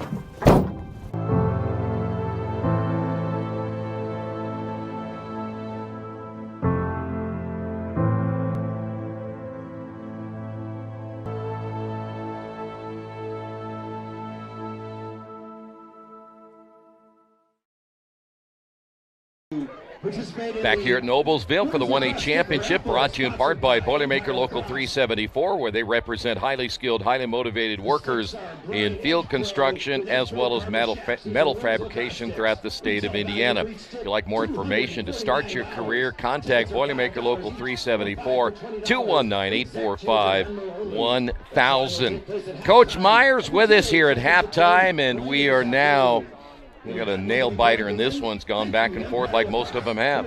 I was listening to the first half. I thought it was really good. Yeah. I thought I did a really good job. You did a great job. Man. How you got your voice higher is amazing. I don't know how to say that. No, Emmy's done a great job, and thanks to her. And, it's really to the board of the girls lacrosse. We did a game of the week. We did 12 games this year for them, did all the playoffs. We're also up at Westfield where the boys are playing. So we have 3 games up there, 2 games today. So 5 games in a day is really good for Indiana SRN. It's good for our business. It's good for the sport of lacrosse because no one else does it as we see in Indiana as well as we do. And it's a privilege to do that. Been around and talked to a lot of coaches and especially the Zionsville coaches, because they love us. The Zionsville coach thinks I'm the bomb. Really? Yeah. And some. And some. Okay. Can you get handsome? Oh, handsome. Yeah. That part I don't believe. Weird, huh? I'm not a Michigan fan too. And by the way, you want to see this one too? Celtics. Yeah. Yeah, I just took it out of a hat. Yeah. So those folks are great. But coaches are happy with us. The board talked with members of the board, ecstatic about their numbers. And, we'll have over 7,000 people watching of these broadcasts for lacrosse. Wow. And I think it will be even higher than that. We were at 6,500 this morning when I took a peek. Wow. And I know it will draw very well. Things are looking brighter. Yeah. Skies are looking brighter, so that's a good thing. So both of these teams, they're equal. Yeah. They really are. Goalkeeping it's going to come down to goalkeeping. Who's going to stop the big ball going in late in the game? So, but what a privilege for us to do this, Troy. And you've been around long enough at Indiana SRN that this is not the only sport we do, but this is the fastest growing sport that we're doing, and we're thankful that we get to do this. And you can get an indication of how this sport is growing when we go to these venues and you see the little kids playing. Well, yeah, and here's the other thing is I didn't know they had this skill competition over across the way today. Yeah. And I think the youngest player was like 7. Yeah. Doing skills, and they were giving out. I mean, they do this right. There's a raffle for the lacrosse stick that's valued at $239. That's a nice little stick. And then they gave away door prizes, and they just done it really well. And my hat's off to the board from the Zionsville, the Noblesville Board of Directors of their lacrosse. Mr. Peters have been very kind to us. Got here early to set up, and I think our team has done a great job. They have no idea behind the scenes some of the technical things that has to occur, and they're just spot on and done a great job. I'm surprised you still have your voice, but after 5 games, I think you'll be okay. I'll be all right. Yeah, I've done 27 in 3 days. I think I can handle this many in a few days. So. I remember those days myself, Troy. Yeah. Those don't come very easy. Oh, yeah, no doubt about it. Well, we are still about 5 minutes away. A lot of fans now need to remember that we're June 1st. Football starts middle of August. We're only 2.5 months away from football beginning again. Well, you're taking the summer off, so yes. you don't get to go to the sales meetings like I do and push numbers and look at budgets. And this might be a shameless plug, but we could use some help. If you would like to donate to Indiana SRN to put more sports on our network, it goes 100% goes right to the game and preparations and all those things. There's a donate button. If you want to do that, that's great. But we have been very blessed to have great corporate sponsorships. Aspen Creek Grill being one of those. But if you're a business out there, I mean, we got 300 last year. Our season ends today, and I think we'll be at 335 without the All-Star games, and we have a few All-Star games yet. So, what a cheap ticket, really. Yeah. Or put your team or put your business on the network, because 1.3 million people watched us last year, and that number is going to grow. And again, thank you for the relationships for every sport and all the schools, because I tell you, we need athletes, we need officials, and I think they need broadcasters to level their sport. State of Indiana is one of the great states for high school athletics, and if I'm an advertiser, what better way to get your word out there than making sure that not only grandma, grandpa, mom, dad, cousins, brothers, sisters, they all have something invested. Well, the interesting with our demographics, it's 60-40, 60% male, 40% female. That's about average. But nationwide, our average viewer is watching the game 46 minutes, and the national average is at 23. Wow. So you look at and then that's ESP, and that's everybody included. So you look at that national anthem and you see where we are. That means we're doing something right, and we're broadcasting sports, and we don't care who you are. If you need, some, coverage, we got it. Right, no doubt about it. All right, so we are at halftime. Coach Keith Myers will be back with us because we'll be announcing the Player of the Game. And if I'm not mistaken, Chuck will be also tuned in to the award ceremony, correct? I think so. I think we're covering the award ceremony, but we're not. We're broadcasting it. We won't be doing play-by-play on it. Right. Yeah. It'll be. You'll be able to hear the public address announcer. Mr. Button has done a great job. I see him down there. I gave Mr. Button some love. Yep. He's not loving me back. Yeah. That's okay. That's typical Mr. Button. All right. We'll take a timeout. We'll come back. Second half action of the 1A championship coming up right here in Indiana. Oh, is Emmy coming back? Yeah, are you coming back? Oh, she is. Yeah, okay. She said she is. Yeah, she is coming back. We'll talk with Emmy, get her thoughts on the first half, what the keys are to the second half in a moment here on Indiana SRN. To the game, we've got your back. Just go to www.indianasrn.org and tune in to all of the live action, or go to our on-demand service and relive your favorite moments. We never really realize how much we depend on electricity until the power goes out. Get those lights back on when you choose the certified electricians at Bertner Electric Incorporated. Locally owned and operated, we are a member of the Better Business Bureau and provide only the highest quality of customer service. For more information, give us a call today. We encourage you to subscribe to our YouTube channel, Indiana SRN. Hit the bell to get notifications for upcoming games and more. Watch as many games as you want, as many times as you want. Hey, just a reminder, when we are done today, we'll be naming the Aspen Creek Grill Player of the Game. And by the way, Emmy will have a big input into that, so don't be leaving anytime soon. Okay. You try to sneak out the door like you did at halftime here. So what are we looking for in the Player of the Game? Anything you want. Anything that would determine one player that really stood out over anybody else. Got that? Okay. Okay, that's a lot of pressure. I don't have to do it. That's between you, Chuck, Keith, and everybody else, but I don't take part in that, so that way they can't send any hate mail to me. Your thoughts on the first half, and against Center Grove with a 6-5 lead. You saw a coaches meeting there with the officials, too, and I'd be curious to know what that was about at halftime. Yes, if the coach wants to talk to the officials, then a representative from both teams is not required, but they are given the option to be there. Usually when I get into those meetings, as a referee, I'm like, oh boy, what's it going to be about? I had one earlier this year about foul language on the field. Really? And I said to the coaches, you know, I would I'm not everywhere on the field, but if I do hear girls, I will yellow card them for that kind of ill behavior. Like Coach said, I assume it was on pushing. It's getting a little pushy out there, even off ball. There are 3 referees on the field today, but you can't be looking everywhere at all times. So both teams know how to work around the officials. Oh, yeah. They're very experienced teams that know what they can get away with. All right, keys to the second half. What do you see? What has to be done here? If you want, let's start with Center Grove. I mean, I think they won all the draw controls other than maybe 1 or 2, but other than that, they really didn't turn it over that much, and they played really well, and certainly Emily Franklin played well in the first half. I mean, draw controls have been huge for Center Grove. That has really, put them in a great position during this game. If I was Park Tudor, I would be thinking about mixing it up. Who's on the draw?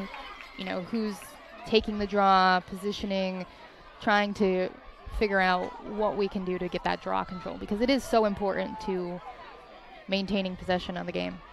Lila Weir there for Center Grove. I believe Lauren Richer back in once again, who did big story right here for Richer, shut out in the first half. It's actually going to be number 13 instead, Lily Harris.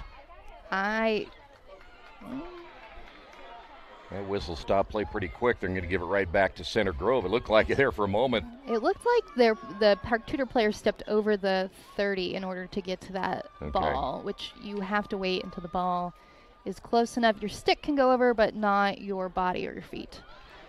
The ball is loose on the ground. I think everybody was a little surprised by that. That is the 4th turnover, and another player down here for Park Tudor. They've had 3 different players, and this will be Chloe Anderson, who is kind of holding that left arm. She was pushed. I did, that was a pretty good call. She is required to leave the field if the clock stops for an injury. And that's just to try and keep players from using that to their advantage. I was at a game the other day in South Bend Bears, where their goalie took, as a referee, you kind of want to give them a minute to recuperate, but too long and you need to call to see if they're okay and get a trainer out on the field. The goalie took a little too long. The referee stopped the clock for the injury, and then the goalie said, "Oh, I'm fine. They still got to go out." Yeah. And the coach said, "Well, I don't have another goalie." Well, sorry. Still got to go out. So she basically ran out. They started play. She ran back into goal. The parents next to me were real confused. I bet they were. Here's Issy Wallace. Beelining to goal. Oh, she's got a flag. She took that shot. Nice save by the goalie. Yeah, nice job there by Fisher once again there for Center Grove. I got to go back to this end after that last play. I happened to see Kendall Arthur. I don't know if somebody was jawing at her on the sidelines or not, but she was blowing him a kiss. I think it was a friendly one, though. Okay. It's definitely a physical game out there, and these are two teams that know each other well.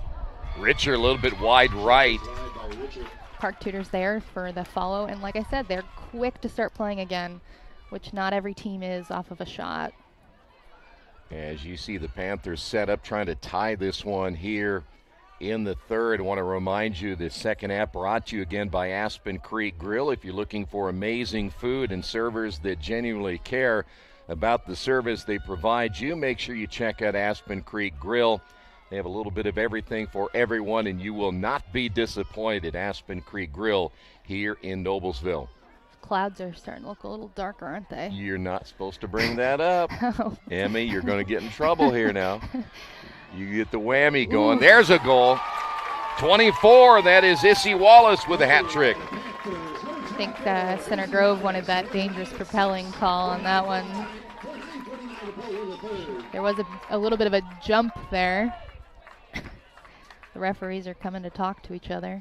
Well, I'm watching the coaches again on the sideline like you were. All three of the coaches there for Center Grove are still stating their case here. They are definitely a vocal coaching staff. I can tell you that from experience. Well, I've never seen all three go down. Well, they were in the first half too, but I've never seen another staff quite do it like that, where all three go all the way down to one end. So Murphy with 3 goals, Wallace with 3. We're tied at 6. Strong controls, as you mentioned earlier, really been dominated here by Center Grove, which I would imagine kind of a little unusual, right? You usually see in 2 quality teams like this, it might be a little more even. Definitely goes back and forth a little bit more. But, if you have a great center, then it's not unusual. Again, we're playing right at that 30. Here come the nice Trojans pass. Again, and what a save, and the second shot missed. Second shot's going to get a shooting space call, actually, so I think that's going to come back to an 8-meter. Wow. There are tons of fans here. You can really hear them. They're definitely very vocal. Yes, they are. I was telling someone the other day the worst games to ref are middle school because the fans are right there on the field. Yeah. They bring their chairs and they sit along the field so you can hear every call. Free position opportunity and the goal by Lila Weir, and she's on the board here for the first time today. And now Center Grove leads at 7-6, and the umbrellas are back out, and here comes the rain. That was a great free position shot. Just brought it in close, took her time, got in front of the defenders. By the way, the umbrellas should be deemed illegal in front of the press box. I may have to shut my window here pretty soon. Look, that rain is starting to make its way in here. I'm going to have to be moody today, huh? We're back at the draw. Center Grove is just dominating off of the draw, and having those opportunities definitely helping them with the lead. Well, let me ask you, Emmy, from that standpoint, if I am being dominated, and they really are, speaking of Park Tudor, they do get one here, but from a standpoint of losing all these draw controls, and yet you're only down by one, that's got to be at least a little bit of a... I mean, Park Tudor is a very good team, and they're taking some great shots. They do not waste their opportunities with the ball. Whistle, we have a free position opportunity right here. Once again, we're going to check that radar as well and kind of see where we're setting here if we get an opportunity with the rain. This will be Issy Wallace looking for her 4th goal off a free position, and she scores. The Center Grove goalie likes to come out really far, which a lot of times intimidates players into making bad shots. But with a team like Park Tudor, that they're used to very good goalie. See how far out she is? She's almost on the line of the goal circle there. By the way, radar showing more heavier rain coming here in the next few minutes. It's going to last probably rest of the day. Now the sticks are checked at the beginning of the game to make sure that you can see the top of the ball over the sidewall. And coaches are allowed to ask for a stick check mid-game. two girls going over at once. They're going to call that an AP, I think, alternate possession, because both players kind of went over it at once. Trying to make sure they keep their balance, and doesn't always work out that way. I think first AP goes to Center Grove, which means if we get another alternate possession call, it'll go to Park Tudor. But your pocket does get a little looser when it rains. It's helpful because your hands definitely slide around a little bit more. This is Franklin getting cut off once she got to the 8 meter, and the pass nearly gets away. Flag. We got a flag, and she still went for the shot. Shot went wide to the left. Center Grove got there. Good hustle by Park Tudor's goalie, though, to try and get that possession. As we mentioned, the umbrellas are out here in Noblesville. We have some rain coming down. That's going to be a yellow card.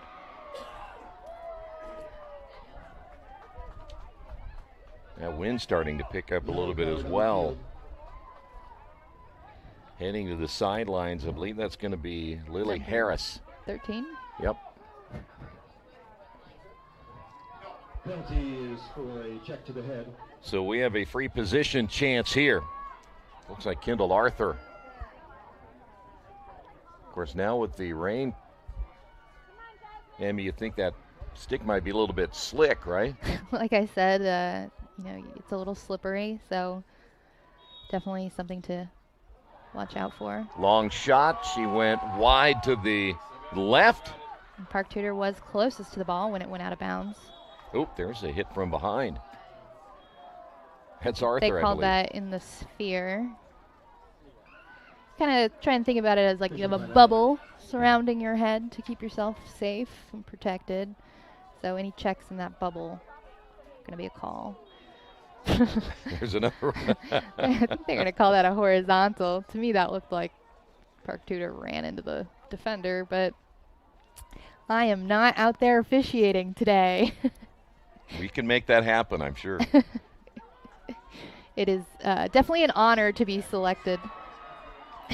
Well, there's a turnover there for Park Tudor. No, for on Park Tudor. Yeah. Center Grove using their man-up situation to their advantage. Tied at 7 here in the third, and Center Grove trying to... Still rolling that crease. It's a good look. That was Jolie Pinnell there for the moment. Wow, that was a great knockdown. There was a call before then. Moving kind of slow for a running clock. If I was Center Grove, I'd be trying to get that ball started ASAP. Use every second of that 2 minutes. Now they did stop the clock. Yeah, that'll stop it at 6:18. Now on that one, the referee stopped the clock. in any scenario where they're taking a little too long to get things set up. Well, that ball off of the stick of Arthur and Wow. to Lila Weir, and she scores. That hurts as a goalie. You're so ready for that other girl to shoot. Yeah. And then, yeah. Take another look at that one. Ball goes down. Hmm. We call that picking up the trash. You mean garbage time, stuff like that? Like in basketball, garbage time? I don't know that I know garbage time as a term from basketball. I was not very good at basketball. Me neither. That's why that's what they let me play is garbage time. When nobody really matters. Oh. Yeah. Oh, so I was playing garbage time is what you're saying. Yeah. Yeah. Oh, no. 8-7 your score now. Nice thing about girls lacrosse is you can really specialize on playing defense or offense or midfield, whereas in basketball you kind of got to play it all. Yeah, well, it's just been with some of the guys I played with. Their defense wasn't what they specialized in, believe me. Some of the rain has now started to subside a little bit here in the third. Still 6 minutes left. See, that possession was maintained, and immediately those low attackers from Center Grove got out there to play defense. That is the mark of a really good team. Turnover there for Park Tudor. I'm going to call that check. Yeah, check in the sphere. Stick in the sphere, caught in the field. Just a little too close. You can hear me make those noises. The officials assigner always tells me, if you're making that noise, then it's probably a call. So what do you mean, make that noise? Oh, you do that, yeah. Uh-huh, yeah, that's my, ooh, that was a bad one. Ooh, that nice tip off on the defense. Straight into her stick. Would you ever be privy to having us mic you up sometime during we hear we'll know a call's coming? It's a lot of me huffing and puffing as I sprint down the field. I usually get about 5 miles in on a game. No kidding. Wow. But I've been doing some play days this year with 3 games, and let me tell you, that running clock works to my advantage as a referee. I need that running clock. Coming up on 4 minutes here into the third quarter. Park Tudor is guarding them way out there. They are spread out, which gives Center Grove a good opportunity if they can get it open in the 8-meter. Yeah, they're in no hurry, are they? Yeah, it looks to me a little bit like they're trying to slow things down. That is Arthur. Arthur shoots and misses. She had that free position shot earlier that she missed wide to the left. This one wide to the left as well. Able to get it back. Ooh, ooh. Is the ooh almost like the... Yeah. Looked to me like a cover.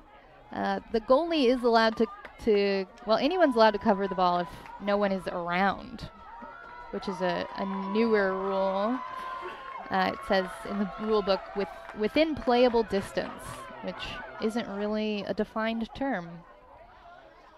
So I get to determine it as an official, right? Okay, yes, good. It's kind of terrible. Because your definition and mine, if I'm a coach, isn't the same. Correct. Okay. Leaves for a lot of open interpretation, which means I can argue with you. And they do, and let they me do. tell you. Yeah, I bet they do. They do. Clock coming up on 3 minutes. In the third quarter, we switched to quarters this year, which as an official I don't tend to like as much. I think it definitely slows the game down a little bit. Makes it take longer, but seems to me like the teams like it. Gives them almost an automatic timeout halfway through. And then it does, we switch which end we're at every quarter, and that does create a little bit of something new. Another shot's going to be off the mark there by Jolie Pennell. Really important to follow your shot in girls lacrosse. Closest one to the ball when it goes out of bounds. wins. And if you are already out of bounds when the ball goes out of bounds, you can't count as closest. So, Now, who made that rule up? You basically need a PhD in women's lacrosse in order to understand this sport. But here we are on Saturday, June 1st, 2024, helping to explain the game. And that's exactly what we need. I need an explanation. There's another wide shot. Park Tudor was closest. It's going to be their ball. I always love it when they go for that ball that goes out and they hold their sticks out trying to get that, whoever's the longest arm that probably. Reach. Yeah. What if there's two players there at the same time? How do you tell? It's really difficult. So you just make a judgment call? One time, certain plays really stick with me as a referee, and I definitely missed seeing a player there one time, and the coach from Park Tudor let me know. You should have just told him I had a little pull in my in my calf. I had to pull in my calf. I couldn't get down there fast enough. Well, it's one of those things, as a referee, you're looking to make sure it's a legal shot. Ooh, beautiful. How about that one? Long distance by Emily Franklin. That was a really nice shot. That's number 4 now for Franklin. Showing up today. Now it's a 9-7 lead for Center Grove. No one, she had her defender on her, but no one else was there. Park Tudor's really guarding everybody pretty far out. That's creating one-on-one situations for Center Grove. I think we're taking a timeout from Park Tudor. 1:05 remaining in the third, 9-7, Center Grove. At first, me and my mom were struggling. I was trying to pay the bills and trying to take care of my mom at the same time. When I first heard that I can get paid for taking care of my mom, I was kind of skeptical because I had been doing it for so many years without pay. That's when I reached out to Passion to Care. I read all the reviews and I saw that they were #1 in the field. Passion to Care has really, really changed my life. Right now, I take care of my mom 24/7 thanks to Passion to Care. Today's game brought to you in part by the Morales Group. Their mission is building better futures one story at a time. They acknowledge the whole person and their individual story. For more information, call 317-472-7600. We had talked earlier in the semifinals how difficult it is to beat another team twice. And for Center Grove beating Park Tudor earlier this year, to beat Park Tudor again, the defending state champions, I tell you, that'd be quite an accomplishment here today. But I think from a physicality standpoint, Center Grove has really kind of taken the lead there, haven't they? It does seem like Center Grove is coming out on top. They're a physical team, and the refs are allowing them to keep playing that way. And as long as the refs are calling it that way, I would be telling my girls to keep playing that way. Yeah. They could be a little bit cleaner in their passes, a little bit more patient on who they're giving the ball to. But other than that, they're dominating draw controls, and they are putting the biscuit in the basket. I like that. Biscuit in the basket. You need to write these down for Keith because he'll never remember these if you're not with us again talking about it. So, well, each team gets 2 timeouts to use in between. You can use it as anytime there's a goal or when you have possession of the ball. I think this one definitely is to try and move the momentum towards Park Tudor. They need some momentum right now. They need to get going, get up, get back in this game. Defending state champs. Yeah, beating the same team twice is very difficult. These two teams know each other. They expect to play each other. You said in the scouting report they were both being very humble about being here, but I think if you'd asked anyone at the beginning of the season who they thought was likely to be playing in the state championship game, it would have been these two teams.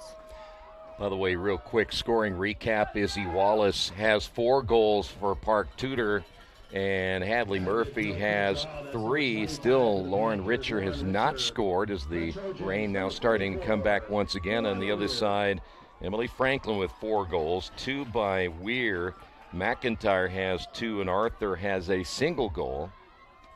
I just saw Josh Miller, president of INGLA and Carmel girls lacrosse head coach, sit down in the stands. Oh. Ooh, nice draw control from Park Tudor. They don't let him in the Feels press box? I thought he would come up here, but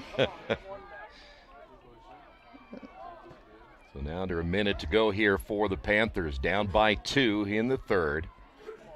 first draw control of theirs in A while. yeah. Looking at that goal. Shot's going to be high. The attempt there by Hadley Murphy looking for number 4. Clock still running. Clock won't stop unless there's a yellow card or a timeout in the third quarter. In the fourth quarter, they'll stop for any call in the critical scoring area. So We've had instances where it was close to running out and you ended up getting a free position. The clock did not stop at that point. You called a timeout, correct? So you can get the free position. yeah, it's a difficult thing as a coach to decide if you really want to use a timeout in that scenario. That was a rough shot. Yeah. And then at the end there, it looked like that player went down. I didn't see what happened there. So Another player from Park Tudor down. Yeah, Park Tudor's had a couple of their players go down after 3-9-7 Center Grove. Can't get to a computer? Then we've got you covered. Just go to the Indiana SRN app and stay up to date with all of your favorite teams. You can watch live coverage or relive the experience with our on-demand service.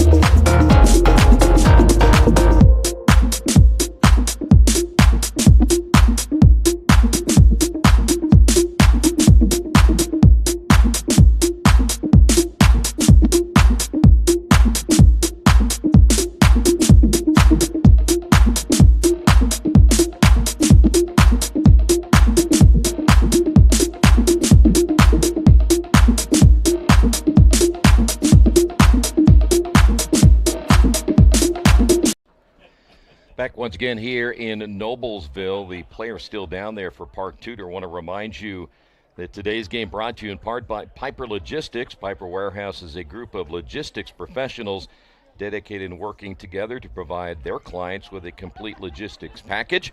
They have offices in Indianapolis and Cincinnati. If you'd like more information on Piper Logistics, give them a call, 317-396-1023.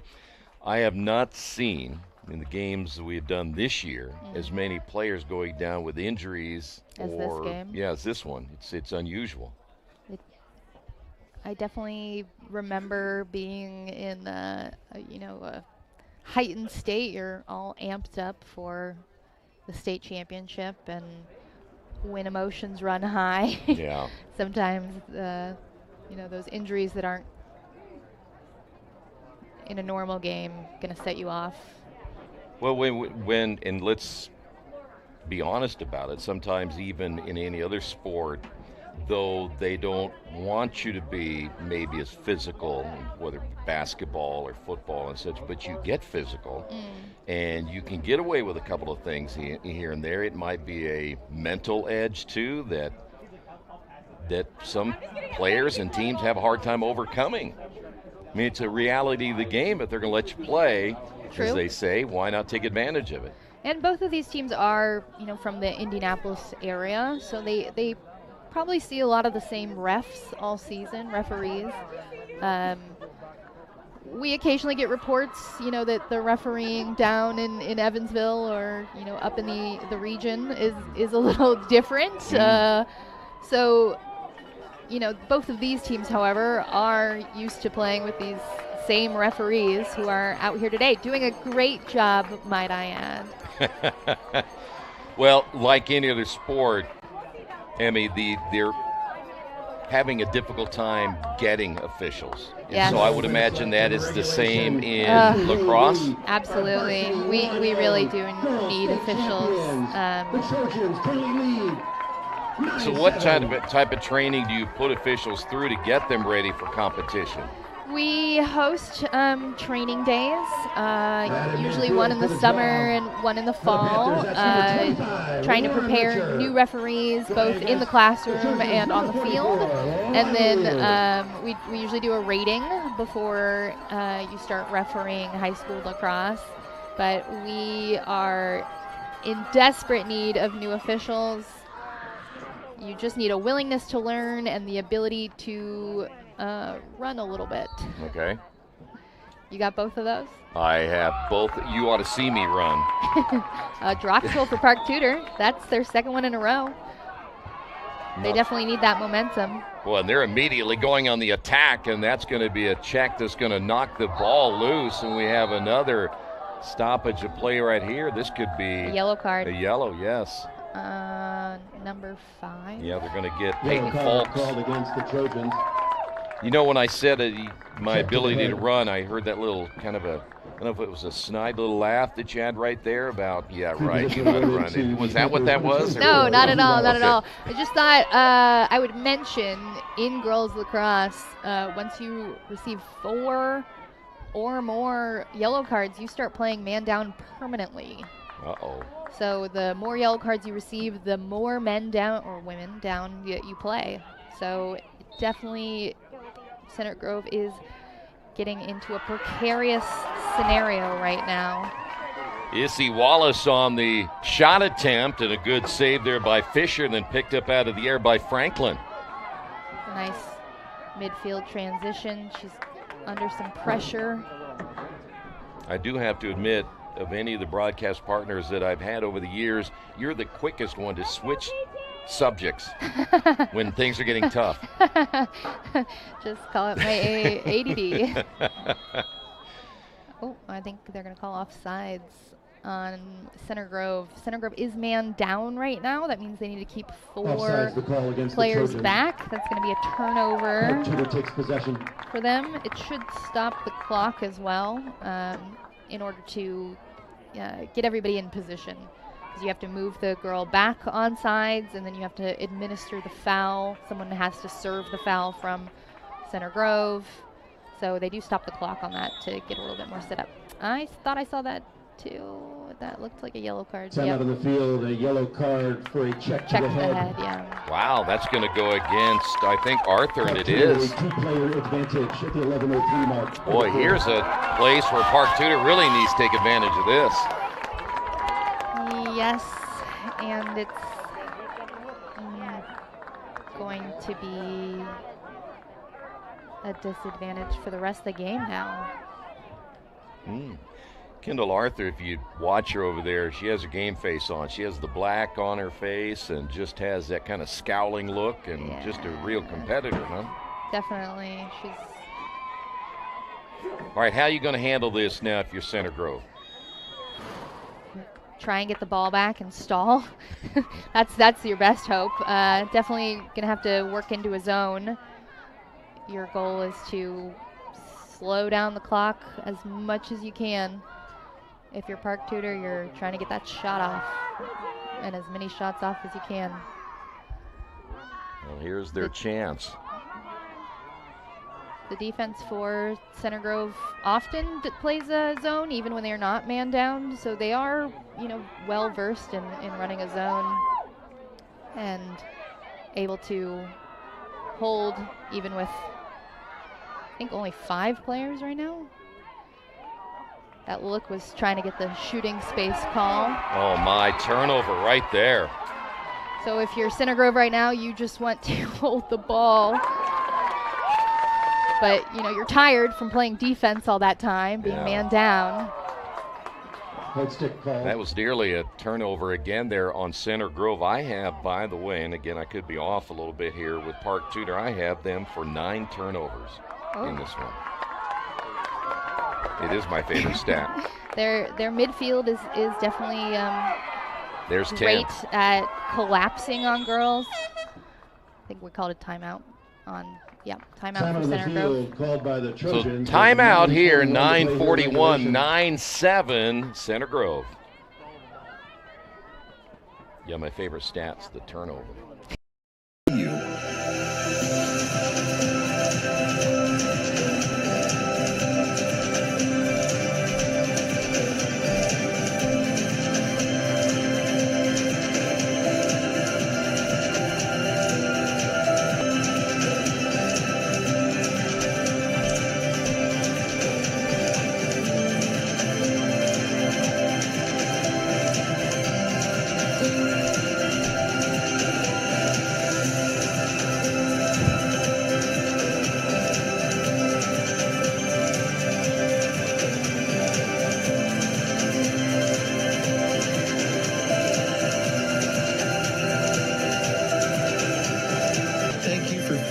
standing with us.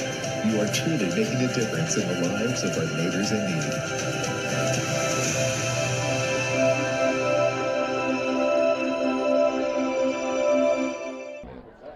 Today's game brought to you in part by Passion to Care. They're dedicated to helping you care for a loved one. Through Indiana State programs, they provide financial compensation.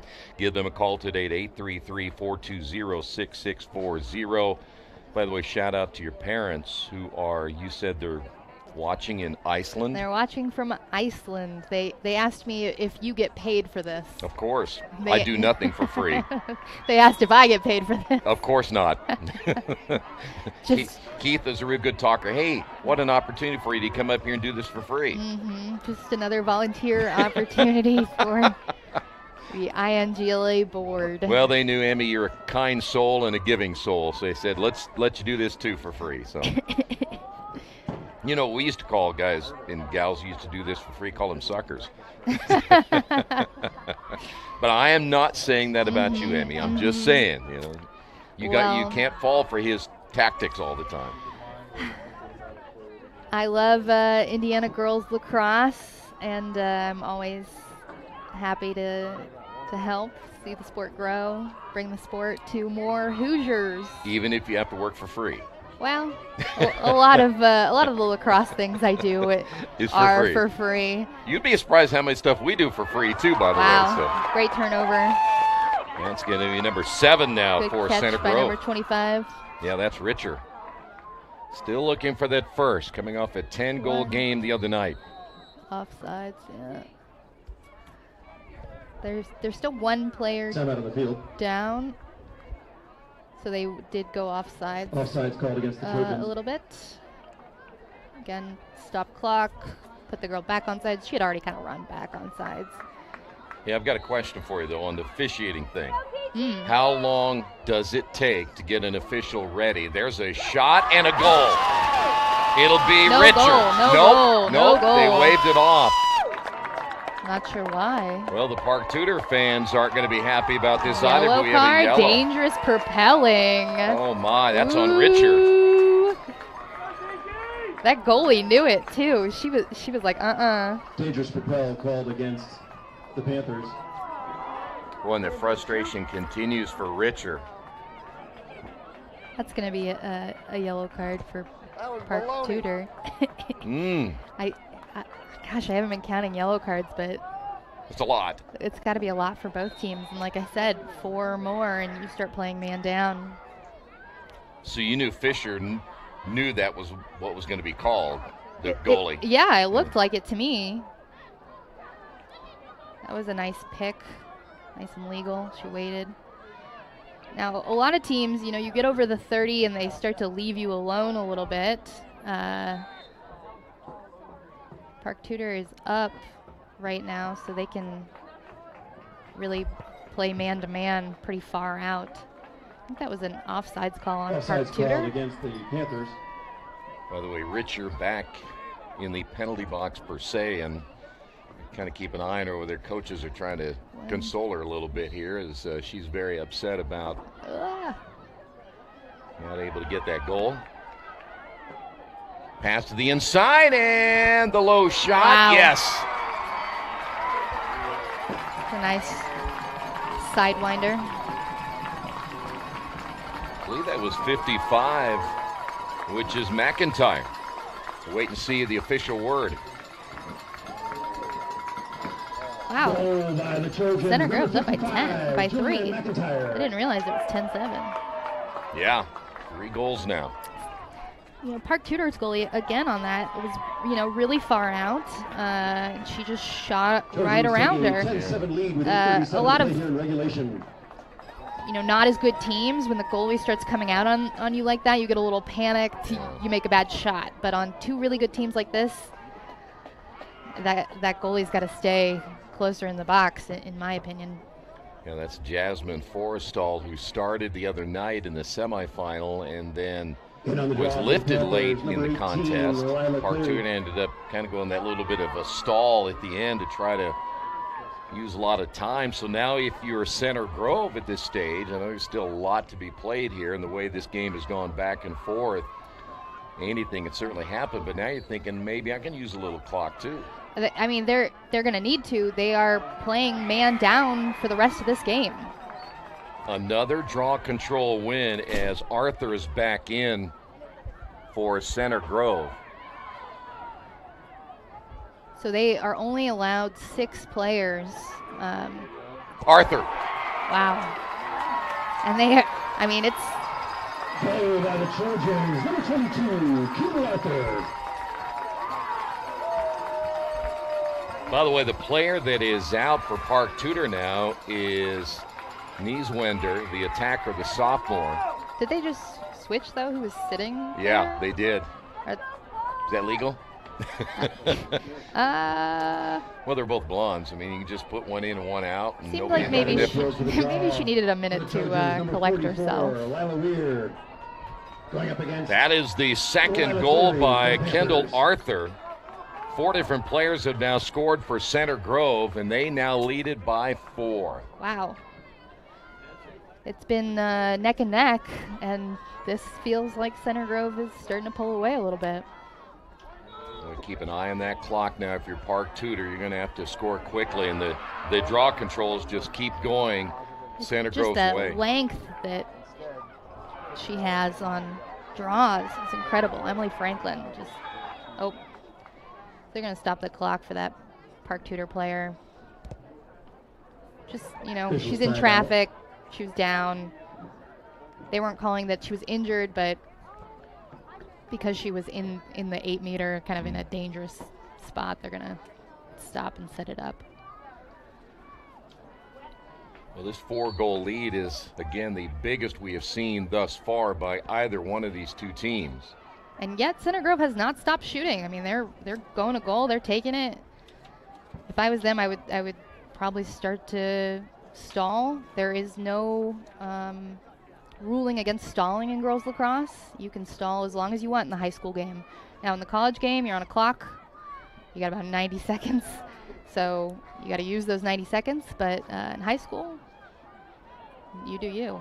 Arthur trying to looking find for a shot, call. huh? That's shooting space. There you go. Nice draw on that. Shooting space violation called against the Panthers. Definitely easier to draw a shooting space call when the other team is in a zone. Well, guess who? It's going to be Arthur once again. She is a dominant force for the Trojans. They're stopping the clock. Timeout on the field. Making sure the positioning is set up correctly. She sure loves that long shot, doesn't she? Mm-hmm. Able to She's get got it a back. powerful shot all the way from the 8-meter. A great save by the goalie. Boy, and the possession back once again for Center Grove, and they can run some more clock trying to beat the defending champions. Kind of got caught on the other girl's leg.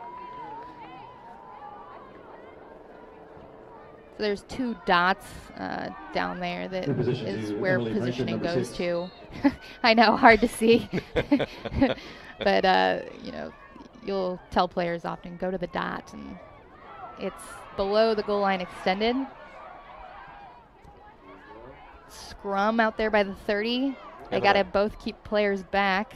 I have an idea next time we do games. We're going to take some spray paint out there and put some orange marks or something down, because I see no dots at all. I barely see the 12 and the 8-meter lines. Here come the Panthers trying to cut in that deficit. Charge. Wow. That's going to go against Lizzie Sturman. I got a timeout on the field.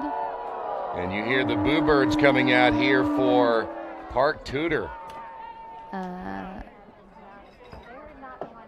Now, on a charge, what I'm looking for is the shoulder lean. Is she leaning her shoulder and barreling through? Is the defender set and she's, just trying to take that position? Because as a defender, you are entitled to your space. By the way, it looked like Sturman went to the sidelines and was telling the coach she thought she'd taken maybe a shot upside the head. Oh my gosh, I thought that went in the goal. Oh, that's the worst feeling in the world as a goalie. Oh, stop the clock again. Well, this time it's going to be number 6, which is Hadley Murphy. Looks like she's holding her arm weird. Yeah, she took a... Yeah, she got whacked on the follow-through by the goalie. So she's coming to the sidelines. Now, the goalie can be called for any of the same calls as a field player. Oh, yeah. Yeah. I don't know what you'd really call that if a girl was hit on a pass. Yeah. You know, as an official, I'm trying to think, like, what would I even call there? It's not a shot, so it's not dangerous propelling. Yeah. Well, nonetheless, it'll be a change here. As mentioned, Hadley Murphy had those 3 goals early. We're going to do a deputy again. There we go. 2-in-1 game. You got to love it. Wow. Now I've had 3 this year. Park Tudor is very good on the clears. You know, they are really well marked up on the players, and if you got a goalie that's less confident, they're going to make them come back to make sure they're entering the field legally. You're not giving any advantage to them by where the ball's starting. You know, I've called a lot of field hockey games. Really? Oh, yeah. Nobody knows the rules. Truly? You just blow the whistle and everybody just goes. At Indiana University? No, at Earlham College. Okay. Yeah. It's because I know IU has a D1 field hockey team, which I've never understood. No, nobody does. There's no high school teams in Indiana. No. Not a single one. We've got all these great lacrosse teams, all these great players who end up going to, that's going to be a yellow card. Dangerous contact. That's going to put Center Grove down 2 players for the rest of this game. Ooh. Like I said, limiting yellow cards. I see it. Really key for Center Grove in this game. There is still 4:40. That's a lot of game left. Yes. And all those free positions, look at that. I mean, and they have just gotten too many yellow cards. Well, let's see what Issy Wallace and Park Tudor can do right here. Wallace quickly trying to get into position and lost it. Yeah, it kind of looked like she tried to shoot, but I don't know. That was... I won't tell you how many turnovers that is now. How many? Since Chuck will yell at me here about turnovers. No, he won't yell. He'll just remind me. Yeah. Okay.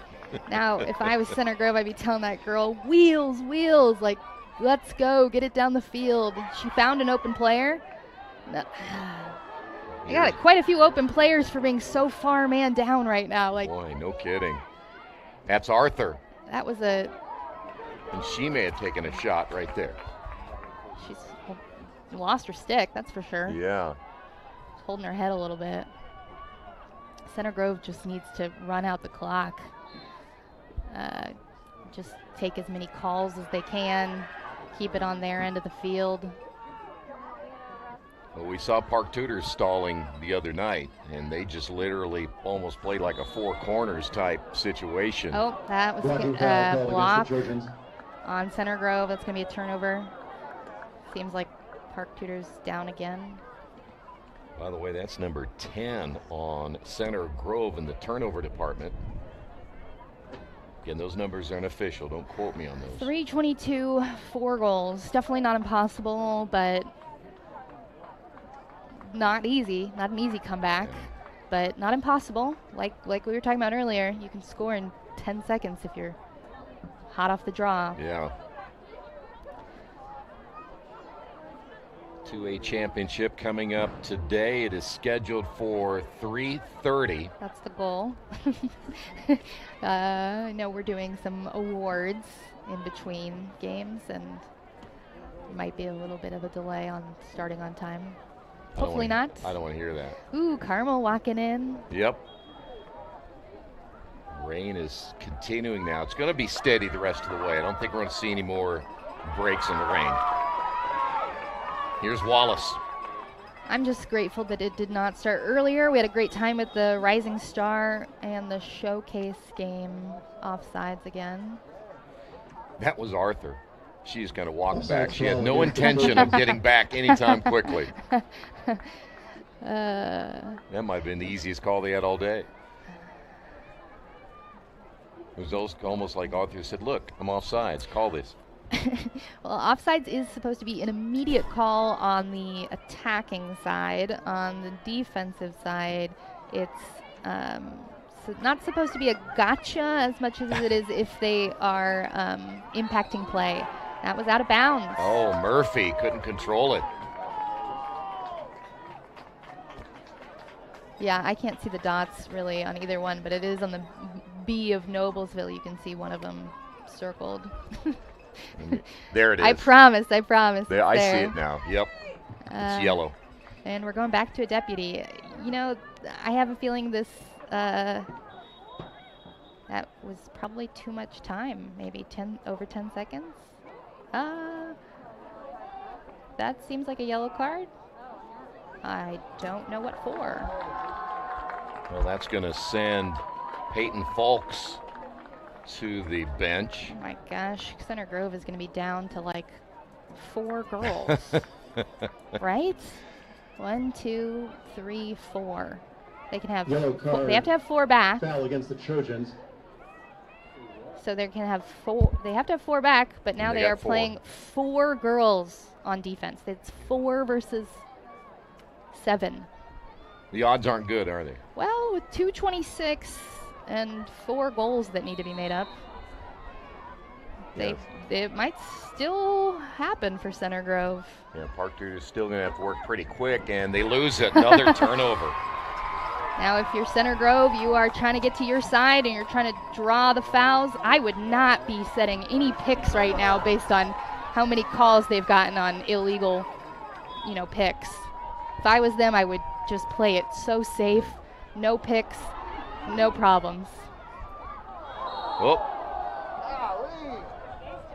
That's going to go against Kelsey Green.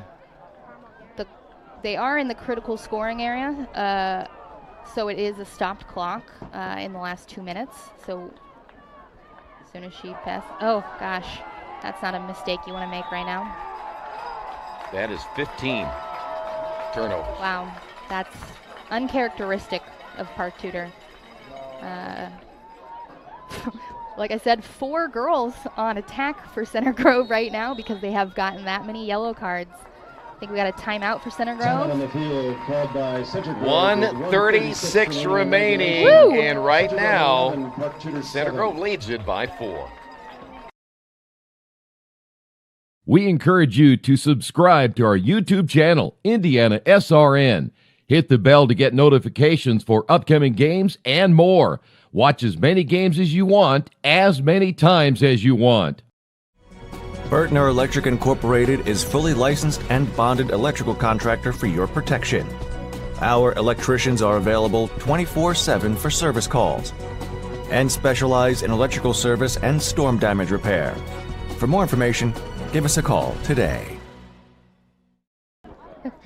Today's game brought to you in part by Family Source Insurance, your independent agent representing Ohio Mutual Insurance. Contact them for all your insurance needs at 317-894-7000. Don't forget the Aspen Creek Grill Player of the Game. There was some preliminary voting going on here a little bit ago, and I just happened to mention one player and already got corrected. Well, I have strong opinions. I know you do. I appreciate and that. I don't often get to watch lacrosse anymore, especially this season. I've just been reffing so much. I think I counted the other day, 73 games this season. And you get like $2,000 a game to ref? High school games for a three-man crew are $80. 2-man crew is $90. JV, I think it's 70, 80 on a 2-man, and then different rates for middle school. I know. So if you're a 2-man, you only get... You get more money. You get more money if it's just you and one other official because you're working harder. But if it were 3 officials at 80... Yeah. The school has to pay more, but you don't get paid more. That's not right. Well, you get a better called game as a school. Yeah. And many schools request I mean, we try to staff every game with 3 refs. But if I'm only 2, they should still give me 3-man pay. As a referee, that would be nice, because the amount of work you do Is more. is way more than $10 difference. And if you had 3, they'd still have to pay for 3. So just pretend there's 3 and pay them as we're I will tell the officials representative John Sherman to address that discrepancy. You need a better representative, and I'm the guy. John Sherman is phenomenal. He coaches. He referees Division I girls lacrosse.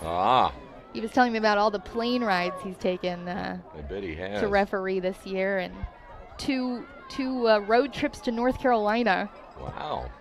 So a lot of good lacrosse in our backyard. Good lacrosse officiating in our backyard as well. Yeah. That was a in the sphere call. You're not allowed to cradle. Cradling in the sphere, the call against the Trojans. It was against. Yeah, you're not allowed to cradle too close to your face, because it keeps them from being able to check you. Check your stick. So you can't cradle it too close to your face. Remember, you got that bubble. No? Okay, you're looking at me like I'm crazy. Ooh, that was a great knockdown. I'm just thinking. By 22. I keep hearing all these new rules all of a sudden I haven't heard before. Can't cradle near the face now. I'm trying to keep you honest. 50 seconds. Clock is running. The clock won't stop in the midfield. That was a block. Okay. Rebel against the Panthers. You know, I ought to be able to cradle near my face if I want to. It's my face, isn't it? But if you cradle in your face, then I can't legally check you. Ooh. Well, that's not my problem. First call against the Panthers. That's clock's running out. Yep, it's not going to happen for Park Tudor. It looks like it is going to end up with Center Grove. Wow.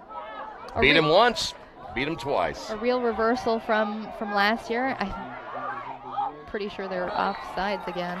Yep, Center Grove is offsides again. You can hear the Center Grove crowd, and it's over. 11-7 the final.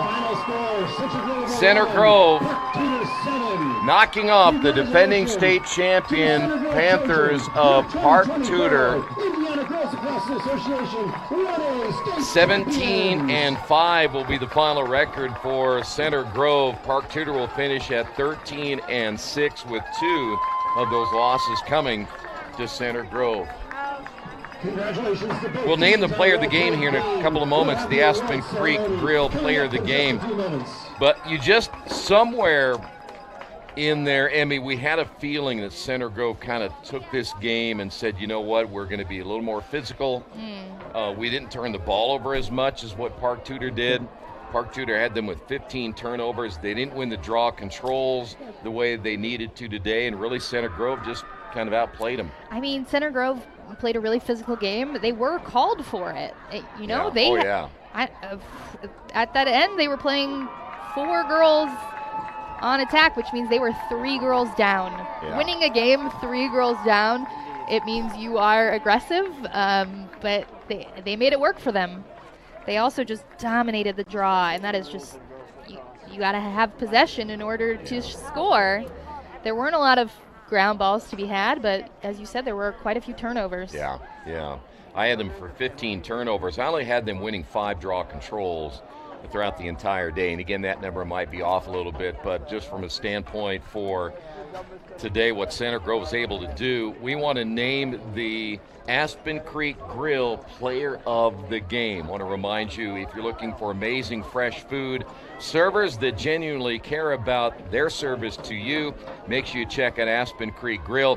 You, of course, get a little bit of everything there. If you've never been there, it's a great place, great atmosphere. You will not be disappointed. So make sure you stop by after the 2 championship games today.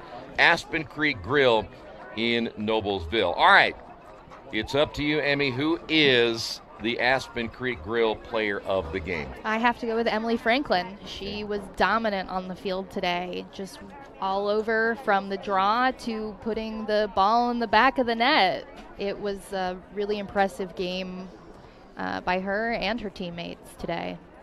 And, you know, with her ability in the draw control, too, I mean, she's able to reach and that length and everything that she's able to bring and the way she can get down the field. Yeah, just just an amazing player. So, again, the Aspen Creek Grill Player of the Game of the 1A Championship goes to Emily Franklin. We're going to take a timeout. Award ceremonies coming up in a few moments right here on Indiana SRN.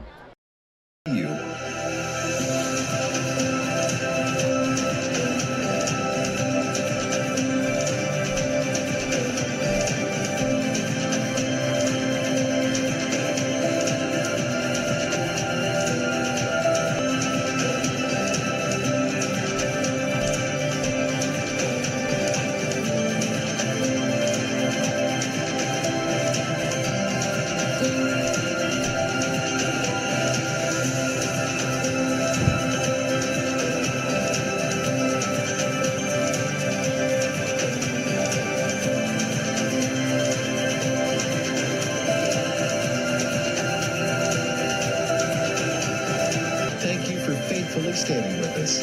You are truly making a difference in the lives of our neighbors in need.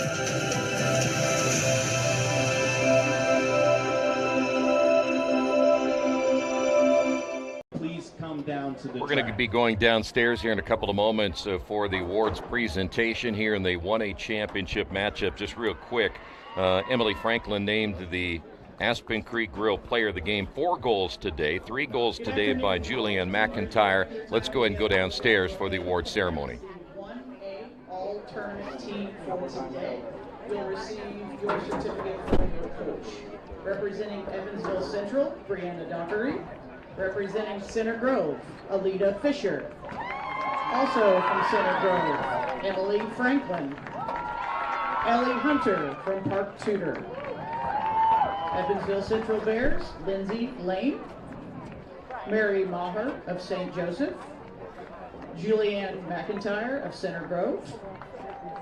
Hadley Murphy of Park Tudor. Kate O'Shaughnessy of St. Joseph. Jolie Pinnell, Center Grove.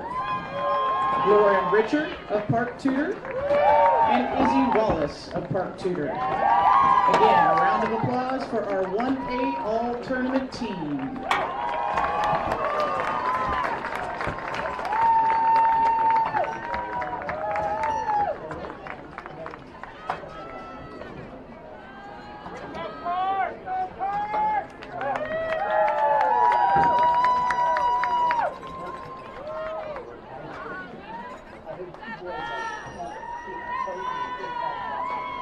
Let's meet your runner-up 1A Park Tudor Panthers. Number 4, Avery Nischwender. Number 5, Natalia Hansen. Number 6, Hadley Murphy. Number 8, Ellie Hunter. Number 9, Marley Moorhead. Number 10, Mary Jane Frequan. Number 11, Cecilia Andre. Number 13, Lily Harris. Number 14, Chloe Anderson. Number 15, Addison Whitaker. Number 16, Alex Hoskin. Number 19, Lila Cleary. Number 20, Elizabeth Pesquazi. Number 21, Charlotte Sturman. Number 22, Lonnie Beard. Number 23, Lizzie Fisher. Number 24, Izzy Wallace. Number 25, Lauren Richard. Number 26, Lizzie Sturman. Number 29, Sutton Christian. Number 30, Catherine Pieser. Number 31, Lula Holden. Number 32, Lane Robinson. Number 33, Violet Calloway. Number 37, Vivian John. Number 49, Sela Larman. And number 50, Jasmine Forrestall. The Park Tudor Panthers are led by Assistant Coach Danielle McGinnis, Assistant Coach Matt Johnson, Assistant Coach Kim Allen, and Head Coach Leslie Sherman.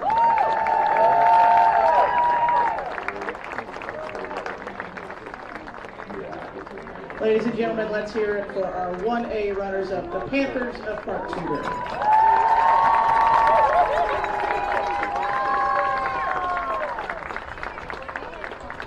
And now, let's meet the players and coaches from your 1A state champions, Center Grove Trojans. Number 0, Jordan Ray McMinton. Number 2, Chelsea Chandler. Number 3, Adeline Vaughn. Number 4, Bella Maupin. Number 5, Peyton Fox. Number 6, Emily Franklin. Number 8, Dina Spear. Number 10, Madison Bassard. Number 12, Marcy Woodhouse. Number 13, Kelsey Green. Number 14, Madeline Taylor. Number 16, Ella Flores. Number 17, Jolie Pinnell. Number 18, Ella Carroll. Number 19, Layla Dyson. Number 22, Kendall Arthur. Number 24, Reese Burns. Number 25, Olivia Daniels. Number 27, Taylor Robinson. Number 32, Kirsten Garst. Number 35, Rose Eckert. Number 36, Cameron Guilford. Number 42, Kelly Wang. Number 44, Lila Weir. Number 49, Isabel Green. Number 55, Julianne McIntyre. And number 90, Alita Fisher. The Trojans are coached by assistant coach Julie Zeit, assistant coach Abby Barco, and head coach Greg Jarrett. Ladies and gentlemen, your 2024 1A champions, the Center Grove Trojans.